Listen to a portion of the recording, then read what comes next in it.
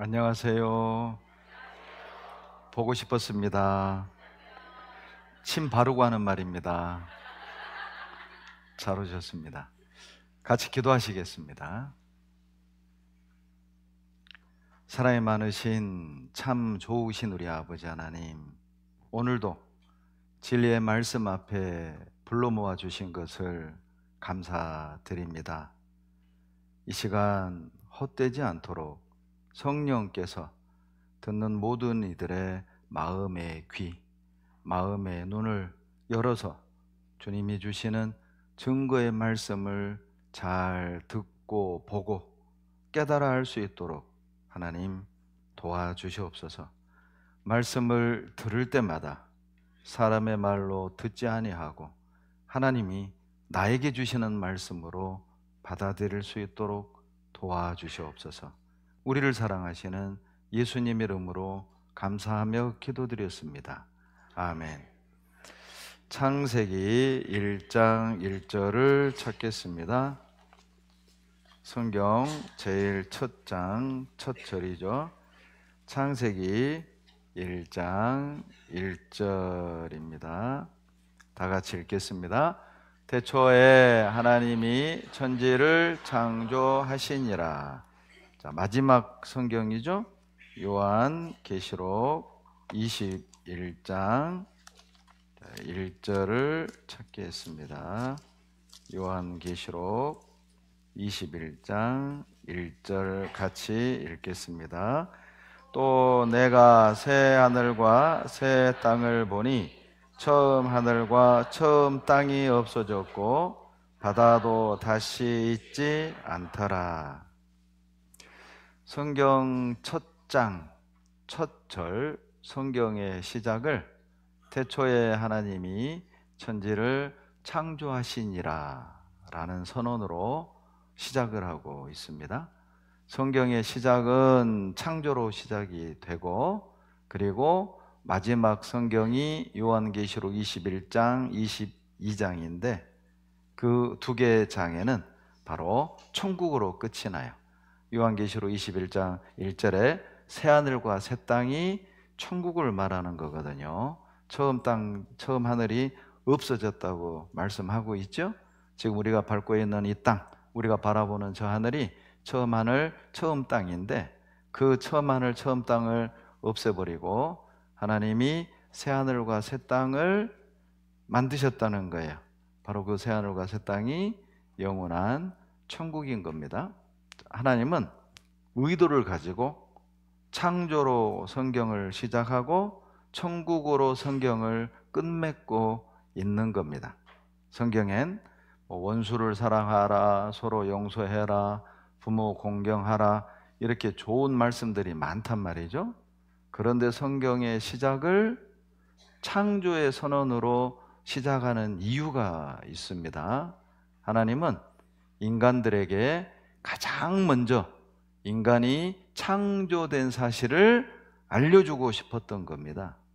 사람은 우연의 산물도 아니고 재수 없이 태어난 사람도 없고 실수로 태어난 게 아니라 하나님의 분명한 목적 아래 창조됐다는 사실을 알려주고 싶었던 거예요. 자, 왜냐하면 여러분, 이 미술 작품도요, 누구의 작품이냐에 따라서 가격이 완전히 달라지잖아요. 우리 군산은 수준이 있는 도시이기 때문에 제가 유명한 작품 하나를 보여드릴게요. 보세요. 바로 개그림입니다. 여러분, 이 개그림 가격이 얼마일 것 같으세요?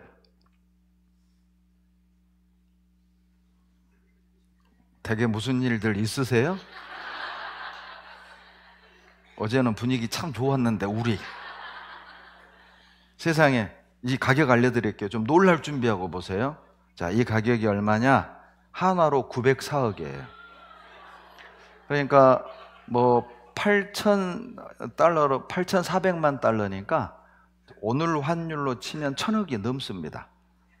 이 개그림이. 세상에, 제가 그려도 이거보다 잘 그려요. 그런데 왜 이 그림이 천억이 넘느냐? 이유가 있어요. 바로 피카소 그림입니다.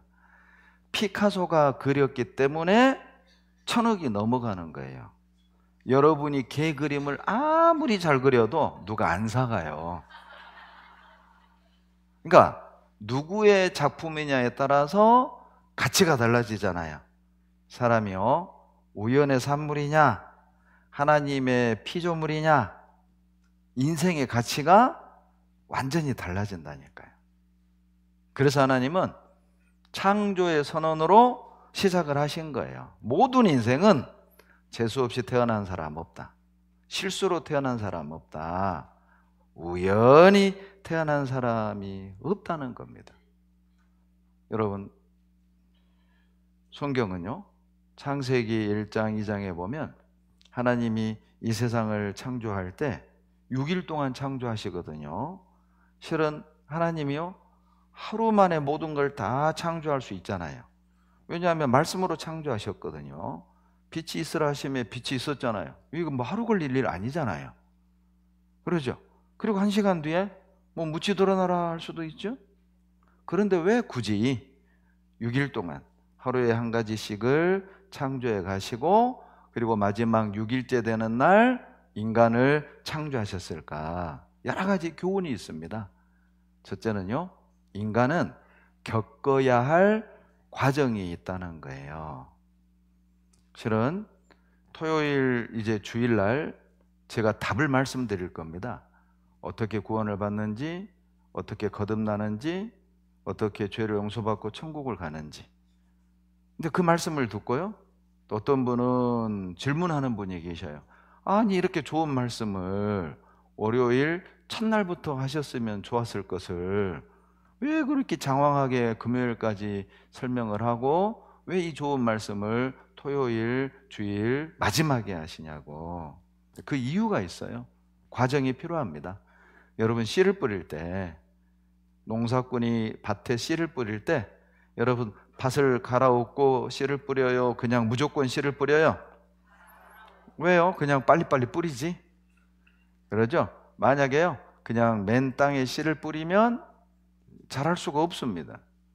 땅을 둘러엎고 돌을 빼고 풀뿌리를 다 빼고 흙을 보드랍게 한 뒤에 씨를 뿌려야 뿌리를 내리고 열매를 많이 거둘 수 있단 말이에요. 딱딱한 길에다가 씨를 뿌려보세요. 뿌리를 못 내리고 타 죽습니다. 과정이 필요하다는 거죠. 그래서 하나님이 인간을 창조할 때 6일째 창조하신 거예요. 또 왜 6일째 인간을 창조하셨을까? 이 우주의 주인공이 바로 사람이라는 거예요. 여러분, 우리가 이 세상이라는 무대의 주인공이라니까요. 그러니까 성경을 통해서 자기를 보면 내가 얼마나 소중하고 가치 있는 사람인지를 알 수 있어요. 여러분, 어항 청소하고요, 어항을 채울 때 순서가 있죠. 제일 먼저 뭐부터 집어넣어요? 그러죠. 자갈부터 넣어야죠. 뭐 물부터 넣어. 저 동네는 성격이 급해. 아이, 그 자갈부터 깔고 수초 심고 그 다음에 물 넣고 제일 마지막에 뭘 넣어요? 물고기 마지막에. 왜 물고기를 제일 마지막에 넣어요? 그러죠. 어항의 주인공이 뭐예요? 물고기예요. 그러니까 물고기에 필요한 모든 걸 다 갖춰놓은 뒤에 마지막에 물고기. 여러분, 우주의 주인공은 사람입니다. 사람이 살 수 있는 모든 걸 다 갖춰놓은 뒤에 마지막 주인공 사람을 창조한 거예요. 그 사실을 알려주고 싶은 거예요. 태초에 하나님이 천지를 창조하시니라. 이것을 다른 말로 표현할까요? 너가 우주의 주인공이란다. 내가 너를 사랑한단다. 내가 너를 소중히 여기단다. 1장 1절에 그런 의미가 들어있다니까요. 저는 이 복음을 듣고요, 너무 좋았어요. 저는 국민학교 3학년 때 아버지 돌아가시고요, 그리고 제가 청소년기를 어머니 없이 살았어요. 어머니가 이제 저 멀리 완도섬에 들어가서 일을 하셨기 때문에 저는 중1부터 고3까지 고향에서 혼자 살았어요. 혼자. 제 누님은 얼굴도 모를 때 영광으로 시집 가시고, 그리고 뭐 형님들은 전부 다 타지에 돈 벌러 가시고, 저 혼자. 그러니까 얼마나 그 부모 사랑의 손길을 탈 시기 아닙니까? 그런데 이 하나님 말씀을 배우는데 하나님이 나를요 죽도록 사랑했대요. 저는 거부할 수 없었습니다. 내 가족도 나를 이렇게 사랑하지 않았는데 주님이 나를 이렇게 사랑했다면 나도 그분을 사랑하는 게 마땅하지. 그리고 나처럼 사랑에 목마른 사람에게 이 좋은 소식을 전해야 되겠다. 많은 사람들이요 성경을 종교 경전쯤으로 생각하거든요. 틀렸어요. 성경은 러브레터입니다. 사랑의 편지, 연애 편지라니까요. 여러분 혹시 사시면서 연애 편지 받아보셨어요? 참 불쌍하게 사셨다. 대다수가 연애 편지를 못 받아봤어요. 어쩌나 이거를. 저는 받아봤어요. 얼마나 좋아요. 그 편지 받으면 이게 이제 예? 이거 막 저는 비닐을 싸가지고 다녔어요. 제가 훈련을 가면 비닐을 싸가지고 그걸 다 호주머니에 넣어가지고 그리고 훈련하고 쉬는 시간마다 이렇게 탁 봤다니까요. 제가 이렇게 얘기했더니 저보고 특수부대 나왔네. 저 방이거든요. 근데 제가요 저는 모든 방위가 다 동사무소에서 이렇게 도시락 먹는 방인 줄 알았어요. 억울해요. 저는 기동대였어요. 이게 뭐 ATT, RCT, 뭐 전투수영, 6.25 훈련 방해 받으면서 6.25 훈련 2번 받은 사람 저밖에 없어요. 억울해요, 억울해. 현역반 훈련 다 받았는데 명칭은 방이야. 여하튼 간에 성경은 경전이 아니라니까요. 하나님이 나에게 보낸 연애 편지예요. 그러니까 끝까지 들어보면 아, 이 성경의 주제가 사랑이구나. 하나님과 나와의 러브 스토리예요. 남의 얘기가 아니라니까요. 교회 다니는 사람의 얘기가 아니에요. 기독교인의 이야기가 아니라 여러분과 하나님의 이야기라니까요. 우리가 주인공이라니까요. 성경의 주인공이 여기 앉아있는 우리라니까요. 그걸 모르니까 교회 다니는 사람들이 보는 책 이게 오해하신 겁니다. 하나님은요 그 사실을 제일 먼저 알려주고 싶었던 거예요. 너는 나의 작품이란다. 또 한 가지 창세기 1장 1절에 품고 있는 교훈이 뭔지 아세요? 하나님이 인간에게 어떤 신을 믿어야 될지를 분명히 알려주기 원했던 거예요. 태초에 하나님이 천지를 창조하시니라. 여러분 창세기 1장 1절의 주어가 하나님이십니다. 성경의 주인이 하나님이셔요. 내 삶의 주인이 하나님이시라니까요. 하나님을 내 삶의 주인으로 섬기잖아요. 행복해요. 안전해요. 그리고 바로 이 세상에 수많은 신이 있는데 그 가운데 신을 믿으려면 창조주를 믿으란 뜻이에요. 너를 만든 분을 믿어라. 여러분 제가 일본 이제 고리야마를 우리가 후원하고 있는데 작년에 고리야마를 가서 제가 물어봤다니까 일본 분들에게 일본에 신이 많다고 들었는데 신이 몇 개나 됩니까? 일본 분이 해준 얘기예요. 800만 가지래. 800만 가지. 심지어는 진짜 닭광신도 있대요. 왜 그렇게 신이 많냐면 워낙 자연재해가 많으니까 무섭잖아요. 그러니까 모든 것을 그냥 신으로 빌어요. 불안하니까, 두려우니까, 뭐가 신인지 모르니까 이것도 신, 이것도 신, 이것도 신 이렇게 돼버린 거예요. 여러분, 우리는 뭘 믿어야 될까요? 창조주를 믿어야 됩니다. 예레미야 10장 10절로 11절에 다 같이 읽겠습니다. 오직 여호와는 참 하나님이시오 사시는 하나님이시오 영원한 왕이시라. 그 진노하심에 땅이 진동하며 그 분노하심을 열방이 능히 당치 못하느니라. 너희는 이같이 그들에게 이르기를 천지를 짓지 아니한 신들은 땅 위에서 이 하늘 아래서 망하리라.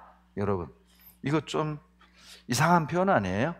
하나님이면 하나님이지 참 하나님은 또 뭐예요? 이 말의 의미가 뭐냐면 여러분 가짜 하나님도 있다 그 말입니다. 어떤 하나님이 참 하나님이고 어떤 하나님이 가짜 하나님입니까? 우리는 어떻게 참과 거짓을 구분할 수 있는 거죠? 천지를 짓지 아니한 신들은 다 가짜다. 진짜 신이 뭡니까? 천지를 창조한 신이 진짜 참 하나님이란 말이에요. 그러니까 여러분, 신을 믿으려면 창조주 믿으세요. 우주를 만드신 분을 믿으셔야 됩니다. 우상과 하나님의 차이점이 뭐냐면 이사야 40장 18절로 19절에 그런즉 너희가 하나님을 누구와 같다 하겠으며 무슨 형상이 비기겠느냐. 우상은 장인이 부어 만들었고, 잘 보세요. 하나님과 우상의 차이점이 뭡니까? 우상은 인간이 만든 거죠. 하나님은요, 인간을 만든 분이에요. 여러분, 인간이 만든 신 믿어야 돼요? 인간을 만든 신 믿어야 돼요? 정신 바짝 안 차리면 헷갈립니다. 그러죠. 얼마나 간단해요. 인간이 만든 걸 신이라고 믿으면 안 되죠. 인간을 만든 분이 진짜 신 아니겠어요? 이것이 하나님과 우상의 차이점이다. 자, 그러면 여러분 나름 각자 뭔가 믿고 있잖아요. 여러분 뭘 믿고 있으세요? 어떤 분은 그러더라고요. 목사님, 저는요 아무것도 안 믿어요. 여러분, 아무것도 안 믿는 것도 믿는 겁니다. 아무것도 안 믿는 걸 믿잖아요. 그것도 믿음이라니까요. 아직도 사분단은 뭔 말인지를 몰라. 지금 그냥 사분단 두고 가겠습니다. 우리끼리 합시다. 안 믿는 것도 믿는 거라니까요. 모든 사람은 다 믿음을 갖고 있어요. 하나님을 믿든지 부처님을 믿든지 조상을 믿든지 주먹을 믿든지 돈을 믿든지 안 믿는 걸 믿든지. 그런데 이왕 믿으려면 편할 대로 믿으면 안 돼요. 내 마음대로 믿으면 안 돼요. 뭘 믿어야 되느냐? 창조주 믿어야 됩니다. 왜냐하면 그분이 참 하나님이니까요. 또 하나의 차이점이 있죠. 이사야 44장 6절로 7절에 이스라엘의 왕인 여호와, 이스라엘의 구속자인 만군의 여호와가 말하노라. 나는 처음이요 나는 마지막이라. 나 외에 다른 신이 없느니라. 7절 다 같이 읽죠. 내가 옛날 백성을 세운 이후로 나처럼 외치며 구하며 진술할 자가 누구뇨? 있거든 될 일과 장차 올 일을 구할 자다. 여러분, 여호와 하나님이요 다른 우상과 다른 차이점이 뭔지 아세요? 하나님은 처음부터 마지막을 다 아셔요. 물론 하나님은 영원히 존재한다는 뜻입니다. 이 말씀의 1차적인 의미는 언제든 계셔요. 또 하나의 의미가 뭐냐면 하나님은 처음부터 끝까지를 다 아셔요. 그러니까 7절에 나처럼 외치며 구하며 진술할 자가 누구냔 말이에요. 여러분, 혹시 여러분 공부 많이 하셨잖아요. 책 많이 보셨잖아요. 인간 역사가 어디에서 시작이 돼서 어디에서 어떻게 끝날지를 정확히 기록한 책 혹시 읽은 것 있으면 소개 좀 해줘 봐요. 성경 말고는 없습니다. 인간 역사가 어디에서 시작이 돼서 어떤 과정으로 흘러와서 어디에서 어떻게 끝날지를 정확하게 밝히는 책은 성경 말고는 없다니까요. 그러니까 7절에 이렇게 얘기하신 거예요. 나처럼 외치며 구하며 진술한 자가 누구냔 말이에요. 그러니까 성경을 조금만 배워보면 하나님이 참 하나님이구나. 하나님이 창조주구나. 하나님의 말씀을 들어보면 이 우상들과 완전한 차별을 가지고 있다는 걸 알 수 있다니까요. 그러니까 조금만 관심 갖고 들으면 금방 압니다. 이사야 42장 20절에 다 같이 읽겠습니다. 내가 많은 것을 볼지라도 유의치 아니하며 귀는 밝을지라도 듣지 아니하는도다. 보세요. 여러분, 많은 것을 보고도 유의치 않아. 생각을 안 해. 집중을 안 해. 많은 말씀을 해드리는데도 안 들어. 그래서 못 믿는 거예요. 여러분 잘 봐봐요. 증거가 부족하고 증거가 부실하고 없어서 못 믿는 게 아닙니다. 왜 못 믿느냐? 무관심이에요. 무관심. 안 듣기 때문에 못 믿는 거예요. 그러니까 이 말은 정신 차리고 잘 듣기만 하면, 하나님이 주시는 증거를 잘 잘 보기만 하면 금방 믿을 수 있다 그 말이에요. 어려운 거 아니잖아요. 저희 어머니도 글을 몰랐습니다. 그런데 이게 막내 아들이요, 어머니 구원받고 저랑 천국 가요. 어머니 이제 완도에 계실 때 제가 전화를 드렸죠. 그때 뭐 집에 전화기가 없으니까 공중전화기 DDD로 20원 넣고, 어머니 저랑 천국 가요. 저희 어머니는 두 말 하지 않았습니다. 그래야지, 우리 아들이랑 천국 가야지. 그해 하계소양에 오셔서 글도 모르는 이 노인이요, 듣기만 하고 구원받고 천국 가셨다니까요. 못 믿는 이유는 듣지 않기 때문이에요. 아마 이 가운데도요, 지금 성경 강연에 2번, 3번, 4번째 듣는 분 계시죠? 듣고도 구원 못 받는 이유가 뭔지 아세요? 집중해서 안 듣기 때문입니다. 이거 다 알아. 그냥 대충 듣는 거예요. 설 듣는 거예요. 안다고 생각하니까 마음이요, 간절하지 않는 거예요. 여러분, 왜 성경에 천국으로 시작해서, 창조로 시작해서 천국으로 끝이 나는지 아세요? 이유가 또 하나 있어요. 두 종류의 세상이 있음을 알려주시는 거예요. 여러분, 자, 하나님이 만든 처음 하늘과 처음 땅은 보이는 세상이잖아요. 그렇죠? 그런데 요한계시록 21장 새 하늘과 새 땅은 보이지 않는 세상이란 말이에요. 그러니까 이 세상에는요, 보이는 세상도 있고 보이지 않는 세상도 있다는 거예요. 이거 알려주는 거예요. 또 유한한 세상, 여러분 이 세상은 언젠가 끝납니다. 유한한 세상이 있고 또 영원한 세상이 있다는 거예요. 천국은 영원하거든요. 그리고요, 이 세상은 없어질 세상이잖아요. 그런데 없어지지 않는 진짜 세상이 있다니까요.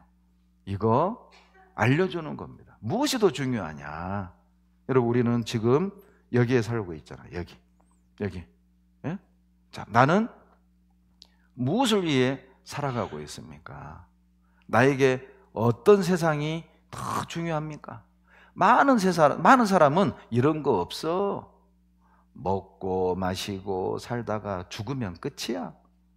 그러면요, 인간은 아무 의미도 없고 아무 가치도 없어요. 죄송합니다. 인간과 동물은 아무 차이가 없어요. 이 땅이 전부라면. 차라리 짐승이 낫죠. 그러죠? 새를 보세요. 마음대로 날아다니잖아요. 물고기를 보세요. 마음대로 헤엄쳐 다니잖아요. 그런데 인간은요, 비행기 없으면 못 나르고, 배 없으면 배를 못 타고, 바다를 못 건너고, 짐승들을 보세요. 마음대로 뛰어다니잖아요. 그러죠? 그런데 인간들은 조금만 나이 먹으면 이제 허리도 안 좋고 무릎도 안 좋고 멀리 못 가.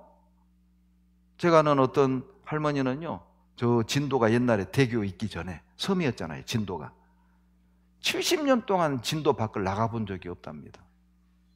차멀미 배멀미. 그래서 그 할머니 유언이 뭔지 아세요? 나 죽거든 육지에다 묻어라. 이 지긋지긋한 이 진도를 죽어서라도 나갈란다. 이게 유언이었습니다. 이것이 만약에요, 죽음으로 끝이다? 그러면 동물보다 인간이 나을 게 없잖아요. 영원한 세상이 있다니까요. 그래서 전도서 3장 11절 찾아봅니다. 성경 직접 찾아보죠. 전도서 3장 11절입니다. 구약 950페이지 전도서 3장 11절 다 같이 읽겠습니다.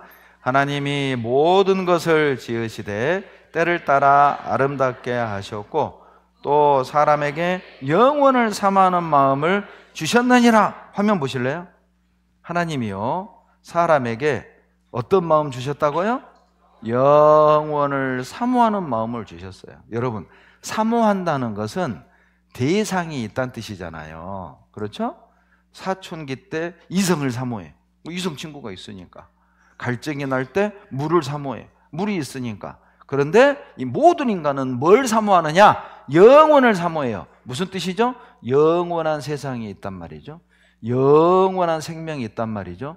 영원한 사랑이 있으니까 영원한 생명을 꿈꾸고, 그리고 아픈 것도 죽는 것도 없는 영원한 나라를 꿈꿔요. 여러분, 이거는요, 종교를 떠나서 모든 사람들이 소망하는 내용 아니에요? 아픈 것도 없고 죽는 것도 없고 이별도 없고 그런 나라에 살고 싶어. 죽는 것도 없는 영원한 생명을 누리고 싶어. 영원한 사랑을 받고 싶어. 모든 사람의 기본적 욕망입니다. 왜 모든 사람이 그런 욕망이 있습니까? 하나님이 그걸 사모하는 마음을 넣어줬다니까요. 넣어줬어요. 여기에 계신 아주머니들만 대답해봐요. 여러분, 남편이, 예? 남편 죄송합니다. 여성들만 대답해봐요. 죄송합니다. 아주머니라고 그래서. 1분 다 민감해요. 어제부터 상당히 예민해요. 단어 하나하나가 아주 예민해. 자, 여기 계신 기혼 여성들이 대답해봐요. 자, 여러분, 남편이 사랑 고백할 때 여보 당신 100년 사랑해, 이 말이 좋아요? 영원히 사랑해, 이 말이 좋아요? 영원히 사랑해. 여러분, 100년 사랑하는 것도 상당히 쳐준 거예요. 둘이 100년 못 살잖아요. 그러죠? 그런데 우리 마음은요, 영원히 사랑해. 이게 참 와닿잖아요. 영원히 살아본 적도 없고 영원히 산 사람을 만난 적도 없어요. 영원이라는 개념은 우리에게 맞지 않아요. 그런데 우리는 그걸 사모해요. 왜요? 그 마음을 하나님이 넣어주셨다니까요. 영원한 나라가 있고 영원한 생명이 있고 영원한 사랑이 있기 때문입니다. 이거 봐보셔요. 절대 죽음으로 끝이 아닙니다. 서울대 소화기내과 교수 정현채 교수 지금 퇴직하셨는데, 이분이 한 말이거든요. 2016년에요 익스플로러라는 학술지에 의사들이 영혼에 대해서 토론한 내용을 실었어요. 의식의 독립선언. 무슨 말이냐? 죽음 뒤에도 의식은 존재한다. 과학자들의 선언 내용이라는 겁니다. 뇌도 죽었어요. 심장도 멈췄어요. 그런데 며칠 뒤에 살아난 사람들이 아내가 우는 걸, 남편이 우는 걸 보고 그걸 다 설명하는 거예요. 그 의사들이 이걸 뭘로 설명할 거냐, 모여서 회의를 한 거예요. 연구를 한 거예요. 그리고 결과가 뭐냐? 몸은 죽어도 의식은 존재한다. 그 의식이 뭘까요? 물질의 작용이 아닌 건 분명하죠? 왜냐? 100% 스탑, 오프 됐으니까요. 모든 에너지가 오프 됐으니까. 신경이 딱 죽었으니까요. 그런데도 의식은 있다. 이건 물질이 아니라는 의미예요. 화학적 작용이 아니라는 뜻이에요. 전기적 작용이 아니라는 뜻입니다. 책 한 권 소개해 드릴게요. 자, 눈 뜨시고 이 책 제목 보세요. 죽음의 지대. 이 책 꼭 사서 보세요. 일반 서점에 팝니다. 저도 샀습니다. 이 책 내용이 뭔지 아세요? 라인홀트 메스너라는 독일의 산학가가 쓴 책이에요. 뭘 쓴 줄 아세요? 본인이 죽었다가 살아났어요. 나만 했나? 그리고 등산가들을 쫓아가서 인터뷰를 했는데 수많은 사람이 똑같은 경험을 한 거예요. 낭떠러지에 딱 떨어졌는데 의식에서 이제 나 죽었다 인정하잖아요. 영혼이 딱 빠져나온대요. 그리고 떨어지는 자기 몸을 본대. 그리고 같이 간대요. 그리고 땅에 톡 떨어졌는데 안 죽잖아요. 그러면 영혼이 쏙 들어가서 그 엄청난 고통을 느낀답니다.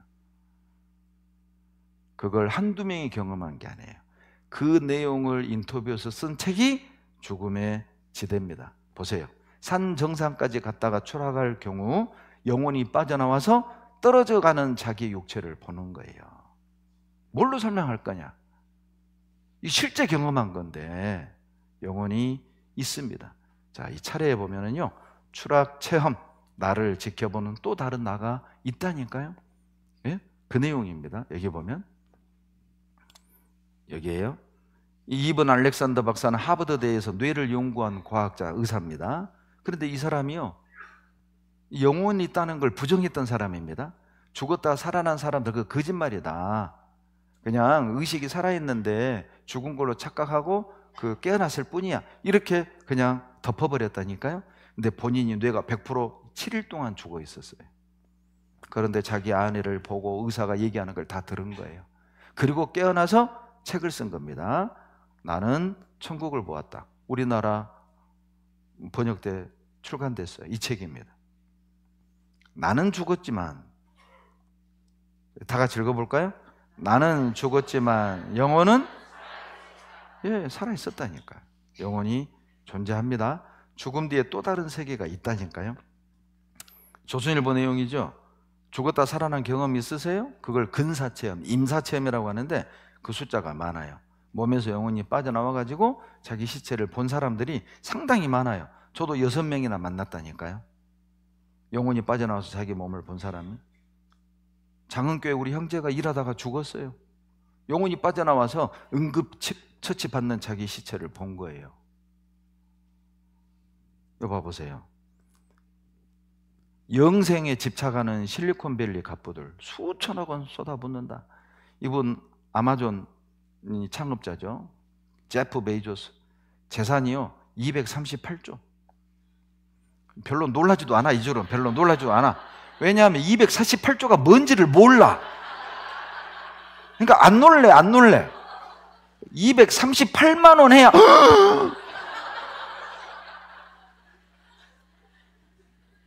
집에 가서 238조가 어느 정도 돈인지 한번 계산해봐요. 하루에 1억씩 몇 년 쓰는가 계산해보세요. 하루에 1억씩 써도 죽을 때까지 못 써요. 엄청난 돈입니다. 그러니까 이렇게 돈이 많으니까 이 부자들이 뭐 하는 줄 아세요? 수천억을 어디에 투자하느냐? 안 죽는 방법 찾아내는데.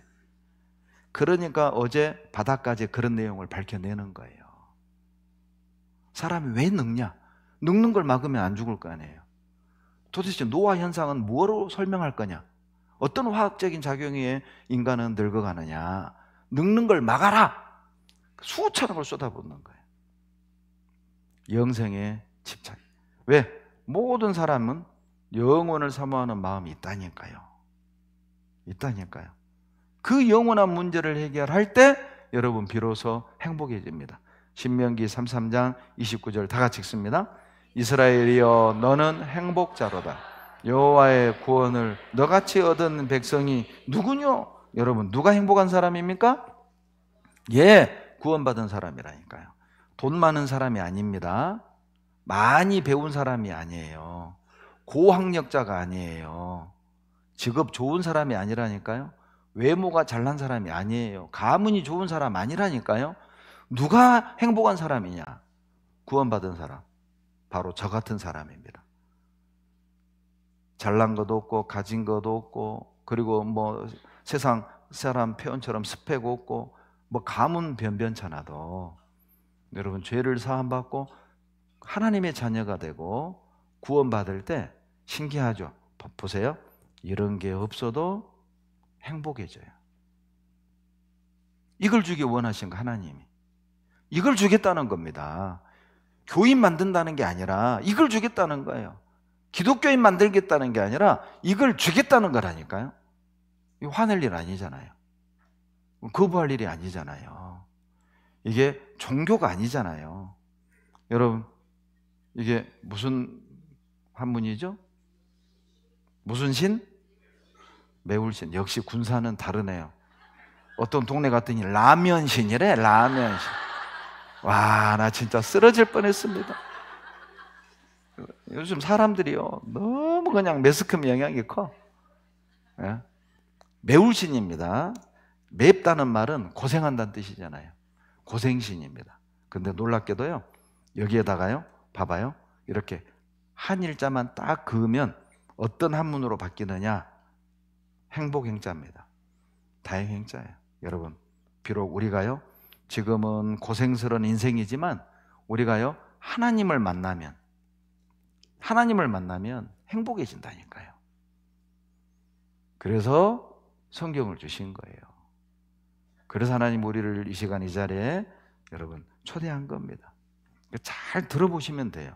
이사야 55장 2절에 너희가 어찌하여 양식 아닌 것을 위하여 은을 달아주며 배부르게 못할 것을 위하여 수고하느냐?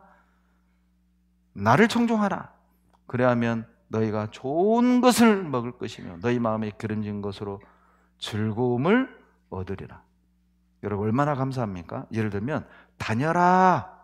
그러면 우리 어때요? 부담스럽잖아요. 다녀라. 그리하면 좋은 것을 얻으리라. 뭔가 바쳐라. 그러면 뭔가 좋은 것을 얻으리라. 이러면 솔직히 우리 부담스럽잖아요.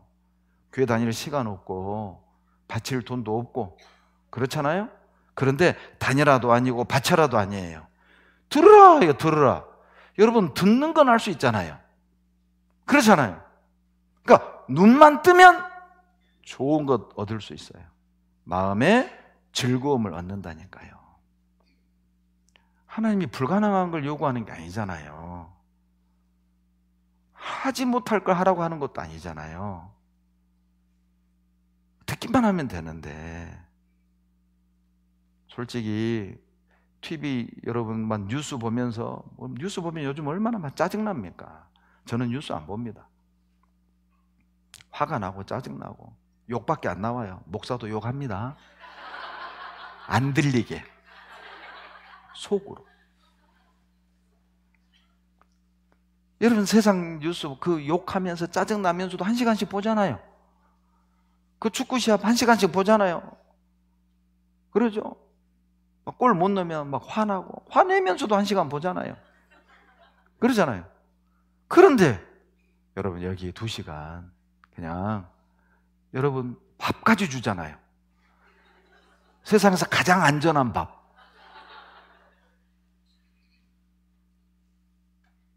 듣기만 하면 되는데 어려운 게 아니잖아요. 그러니까 긴장 풀고 마음 풀고 좀 눈만 뜨면 돼요. 여러분, 오신 김에 제가 정말 여러분 잘 오셨어요. 제가 안 주는 법 알려드릴게요. 안 주는 법. 진짜 여러분 잘 오셨어요. 제가 어지간하면 이런 거 안 알려드립니다. 안 주는 법이 뭔지 아세요? 옆 사람이 좋나 안 좋나 감시하세요. 봐봐요. 옆 사람 봐봐. 옆 사람 봐봐. 따라서 하세요. 눈 떴어? 눈 떴어? 예. 여러분, 자, 이 시간 이제 남은 시간 한번 잘 들어봐 봐요. 그러면 좋은 거 즐거움으로 하나님이 채워준다니까요. 창세기 2장 찾습니다. 창세기 2장 7절을 찾겠습니다. 창세기 2장 7절.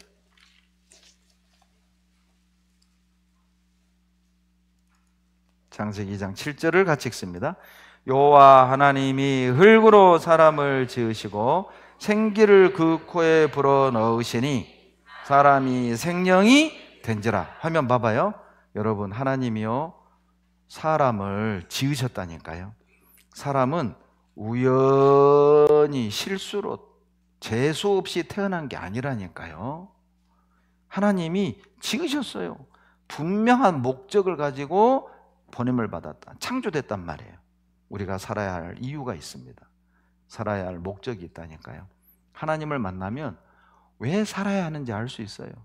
돈이 없는데, 배운 게 없는데, 건강도 없는데, 잘난 게 없는데 왜 살아야 되는지 하나님을 만나면 알 수 있다니까요. 그런데 그 하나님이 무엇으로 만들었다고요? 흙으로요.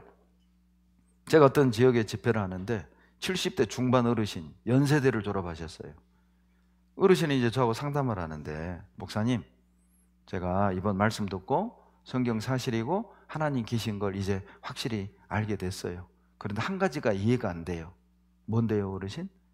흙으로 사람을 만들었다는 게 이해가 안 된다고. 여러분, 이분에게 뭐라고 설명하실래요? 제가 이렇게 대답을 했습니다. 어르신, 흙으로 만든 게 이해가 안 되시는군요. 그러면 뭘로 만들면 믿을라요? 돌로 만들면 믿을라요? 쇠로 만들면 믿을라요? 유리로 만들면 믿을라요? 나무로 만들면 믿을라요? 천으로만 만들면 믿을라요? 종이로 만들면 믿을라요? 제가 막 물었어요. 그랬더니 어르신이 놀래가지고 흙이 제일 낫네요. 제가 왜 이렇게 설명해 드리냐면, 이거 제가 실제 경험한 내용이거든요. 성경은 단어 하나도 대충 기록된 게 아니에요. 사실을 그대로 기록했기 때문에 정말 성경을 읽고 생각하잖아요. 참 하나님답다. 만약에 성경에 돌로 사람을 지으시고 거짓말이잖아요. 나무로 사람을 지으시고 거짓말이잖아요. 쇠로 사람을 지으시고 거짓말이잖아요. 흙으로 지었어요. 흙 생명이잖아요. 흙이 살아있습니다, 여러분. 이거 보시면요, 사람이 죽으면 한 줌에 뭘로 변해요? 흙이잖아요. 그러니까 뭘로 만든 거예요? 흙이잖아요. 여러분, 물이 얼으면 뭐가 돼요? 얼음. 녹으면 뭐가 돼요? 물. 그러니까 얼음은 뭘로 된 거예요? 물. 왜요? 녹으면 물 되잖아요. 그걸 또 고민을 합니까? 자, 봐봐요. 자, 사람이 썩으면 뭐가 돼요? 그러니까 뭘로 만들었어요? 얼마나 간단해요. 더 놀라운 건요, 구성 원소로 증명을 했습니다. 천연 원소가 92개인데 사람의 몸을 이루는 원소가 47개 종이고 흙을 이루는 원소가 86개 종인데 사람의 몸을 이루는 원소가 다 흙 속에 들었어요. 이렇게 몸을 이루는 원소, 흙 속에 있는 원소, 이렇게 다 들어있는 거예요. 그러니까 흙으로 사람을 지으셨다는 이 말이 과학적이다, 근거가 있다, 증명할 수 있단 말이에요. 또 한 가지는요, 창세기 2장 22절에 사람을 만든 순서가 중요합니다. 여호와 하나님이 아담을 먼저 만들었어요. 남자입니다. 아담에게서 취하신 갈빗대로 뭘 만들었어요? 여자를 만드셨어요. 남자에게서 여자를 만들었습니다. 여러분, 이게요, 언어학적으로 유전학적으로 남자에게서 여자를 만든 게 가능해요. 그런데 유전학적으로 여자에게서 남자는 못 만듭니다. 한번 봐봐요.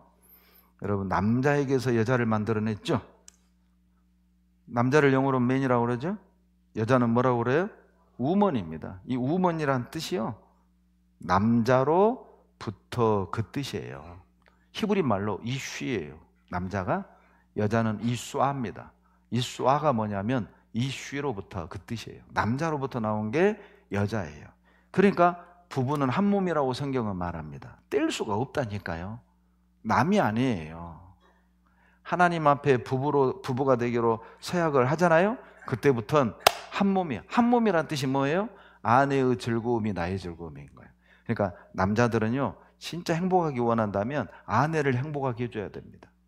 아내를 즐겁게 해주면 자기가 즐거워요. 아내가 행복하면 자기가 행복해지는 거예요. 한 몸이니까요. 이 성경의 원리입니다. 더 놀라운 건 유전학적으로도 남자의 성염색체는 XY, 여자의 성염색체는 XX잖아요. 그러니까 남자는 X가 있기 때문에 여자를 만들어낼 수 있어요.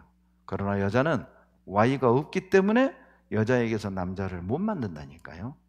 남자와 여자가 결혼을 하잖아요. 남자가 아내에게 X를 주면 XX 딸을 낳고, 남자가 아내에게 Y를 주면 XY, XY 아들을 낳는 거예요. 자, 그러니까 며느리가 아들을 낳느냐 딸을 낳느냐는 며느리 책임인 거예요? 아들 책임인 거예요? 아들 책임이라니까, 아들 책임. 제가 딸 둘입니다. 제가 우리 아내에게 아무 말 안 하잖아요. 내가 X를 줬다니까요. 여러분, 우리 누님이 매형이요, 독자입니다. 독자. 그러니까 집 아들이 얼마나 귀한지 몰라요. 그래서 이제 누나가 애를 낳는데 첫째 딸을 낳네. 또 아들 낳으려고 낳았어요. 뭘 낳았을까요? 또 아들 낳으려고 낳았어요. 뭘 낳았을까요? 근데 어떻게 우리 누나를 아세요? 그리고 이제 또 아들 낳으려고 낳았어요. 뭐 낳았을까요? 딸을 낳았어요. 그래서 우리 누나는 평생 죄인처럼 살았어요. 그러다가 제가 전도에서요, 이 말씀을 듣고 네가 문제구만, 네가. 지금 우리 누나 큰소리 치고 살잖아요. 구원받고. 한평교회 잘 다니고 계세요. 매형이랑. 여러분, 이 성경을 배우면 진짜 이성적이에요. 괴나 며느리 안 잡는다니까요. 아니, 딸 낳았다고 며느리 구박하는 게 이게 잘못된 거잖아요. 그렇잖아요. 그러니까 성경을 배우면 이성적이고 합리적이라니까요. 이게 과학적이잖아요. 봐봐요. 인류는 한 여자로부터 나왔다니까요. 미토콘드리아 유전인자 모녀 안에 만들어요. 이게 무슨 말이냐면, 예를 들면요, 이게 세포라고 해봐요. 세포 안에 이 유전인자는 엄마와 아빠 것을 동시에 물려받아요. 그러니까 자식들이 엄마도 닮고 아빠도 닮아요. 그런데 미토콘드리아 안에 있는 이 유전인자는 신기하죠? 엄마에게서 딸에게만 유전이 되는 거예요. 아들은 상관이 없어요. 과학자들이 이것에서 착안해서 전 세계 147명의 미토콘드리아 그 유전인자를 조사해 봤더니 다 똑같아요. 흑인, 백인, 황인, 여자들 미토콘드리아 유전인자가 똑같아. 결론은 한 여자로부터 파생됐다. 이렇게. 모든 여자들의 미토콘드리아가 같다는 말은 한 여자 조상으로부터 파생됐다. 그래서 하와가 존재한다 그 말이에요. 유전학적으로도. 아담도 실제로 했었습니다. Y염색체, 남자 성염색체, Y염색체를 퍼뜨린 Y를 역추적했습니다. 한 사람이에요. 한 사람. 이렇게. 한 사람. 그러니까 인류는 한 남자, 한 여자로부터 파생된 거라니까요. 피부색도요, 두 사람에 의해서 흑백, 황이 다 나옵니다. 이해 안 되시죠? 보세요. 이런 염색체를 가진 사람이, 두 사람이 결혼하잖아요? 그러면 자식 때 황인종도 나오고 흑인, 백인이 다 나와요. 실제 보여드릴게요. 쌍둥이인데 흑백이에요. 바둑알도 아닌데 흑백. 이 집은 더해. 언니 쌍둥이 흑백, 동생 쌍둥이 흑백. 이 집은 더해. 한 세대에 흑백황이 다 있어요. 한 세대. 그러니까 한 남자 한 여자에게서 흑백황이 다 나옵니다. 다 나옵니다. 우리가요, 너무 많은 편견과 잘못된 지식을 가지고 있다니까요. 그 잘못된 지식으로 올바른 성경을 보고 성경이 틀렸대. 자기가 잘못 알고 있는데. 이거 봐봐요.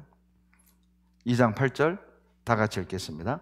여호와 하나님이 동방의 에덴에 동산을 창설하시고 그 지으신 사람을 거기 두시고, 제가 장로교 8년 다니면서요, 에덴 동산이 이 지구상에 존재한다고 가르쳐준 분 한 번도 못 봤어요.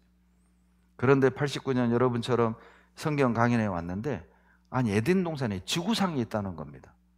저는 에덴 동산은요, 저 상상 속의 장소, 천국이나 있는 건 줄 알았다니까요. 그리고 동산이라고 하니까 저는요, 우리 동네 뒷동산 이렇게 생각을 했어요. 가든 정도로. 그런데 엄청나게 넓은 대륙입니다. 뭘 보고 하냐면, 자, 봐보세요. 2장 10절에 강이 에덴에서 발원하여 동산을 적시고 거기서부터 갈라져 네 군원이 돼. 강 4개가 흘렀대요. 강 4개가 흘렀다는 말은 엄청나게 큰 대륙이라고 말해요. 군산에 강 몇 개 있어요? 하나, 뭐? 만경강. 가까이에 또 뭐? 금강. 2개. 그러죠? 예. 그리고 뭐 천이라고 하면 탑천, 고척천. 강도 아니에요, 천. 그런데 예, 강 4개가 흘렀다. 얼마나 큰 대륙인지 아시겠잖아요. 여러분, 성경에 강 4개 이름이 다 나옵니다. 창세기 2장 11절에요. 첫째 이름은 뭐예요? 비손. 자, 둘째 강의 이름은, 셋째 강의 이름은, 넷째 강의 이름은 유브라데. 놀랍지 않아요? 왜 강 이름을 써놨느냐? 위치를 알려주는 거예요. 여러분, 대한민국 4대 강 뭐죠? 한강, 금강, 영산강, 낙동강입니다. 여러분, 세계 지도를 펴고 한강, 금강, 영산강, 낙동강을 딱 찾았다. 그러면 거기가 어디예요? 대한민국입니다. 위치를 찾게 강 4개를 기록을 한 거예요. 그런데 비손과 기혼은요, 땅속에 들어가 버렸어요. 조금 알려드릴게요. 히데겔은 티그리스입니다. 유브라데는 우리가 알고 있는 유프라테스예요. 지금도 이라크에서 흐르고 있잖아요. 만약에 이 티그리스 유프라테스 강변에 사는 그 사람들이 이 성경 본다면 진짜 까무러칠 거예요. 만약에 창세기 2장 11절로 14절에 첫째 강의 이름은 금강이라, 둘째 강의 이름은 만경강이요, 셋째 강의 이름은 고척천이고, 이게 어려워. 넷째 강의 이름은 탑천이라. 만약에 성경에 이렇게 나온다면 군산 사람들 다 믿을 거야 아마. 안 그러겠어요? 군산 사람들 아마 다 까무러칠걸? 세상에, 우리 동네 강 이름이 나와 있네. 실존하는 강이다 그 말이에요. 보세요. 여기에 이게 바로 티그리스입니다. 히데겔. 이게 바로 유프라테스입니다. 이라크에서 여기 페르시아만으로 흘러가고 있어요. 땅속의 비손 기온을 찾아냈습니다. 놀랍게도 바로 옛 지명 구스, 아수, 하윌라입니다. 여기 보면요, 바로 이 페르시아만 중동 지역이 에덴 동산 자리라는 걸 알 수가 있어요. 대한민국 4대강 하면 한강, 금강, 영산강, 낙동강이잖아요. 지도에서 한강, 금강, 영산강, 낙동강을 찾으면 여기가 대한민국이구만 위치를 알 듯이. 놀랍게도 히데길 유브라데를 영어로 티그리스 유프라테스, 타이그리스라고 했죠. 티그리스 유프라테스가 여기 보면요 지금도 흐릅니다. 티그리스 강입니다. 유프라테스 강이에요.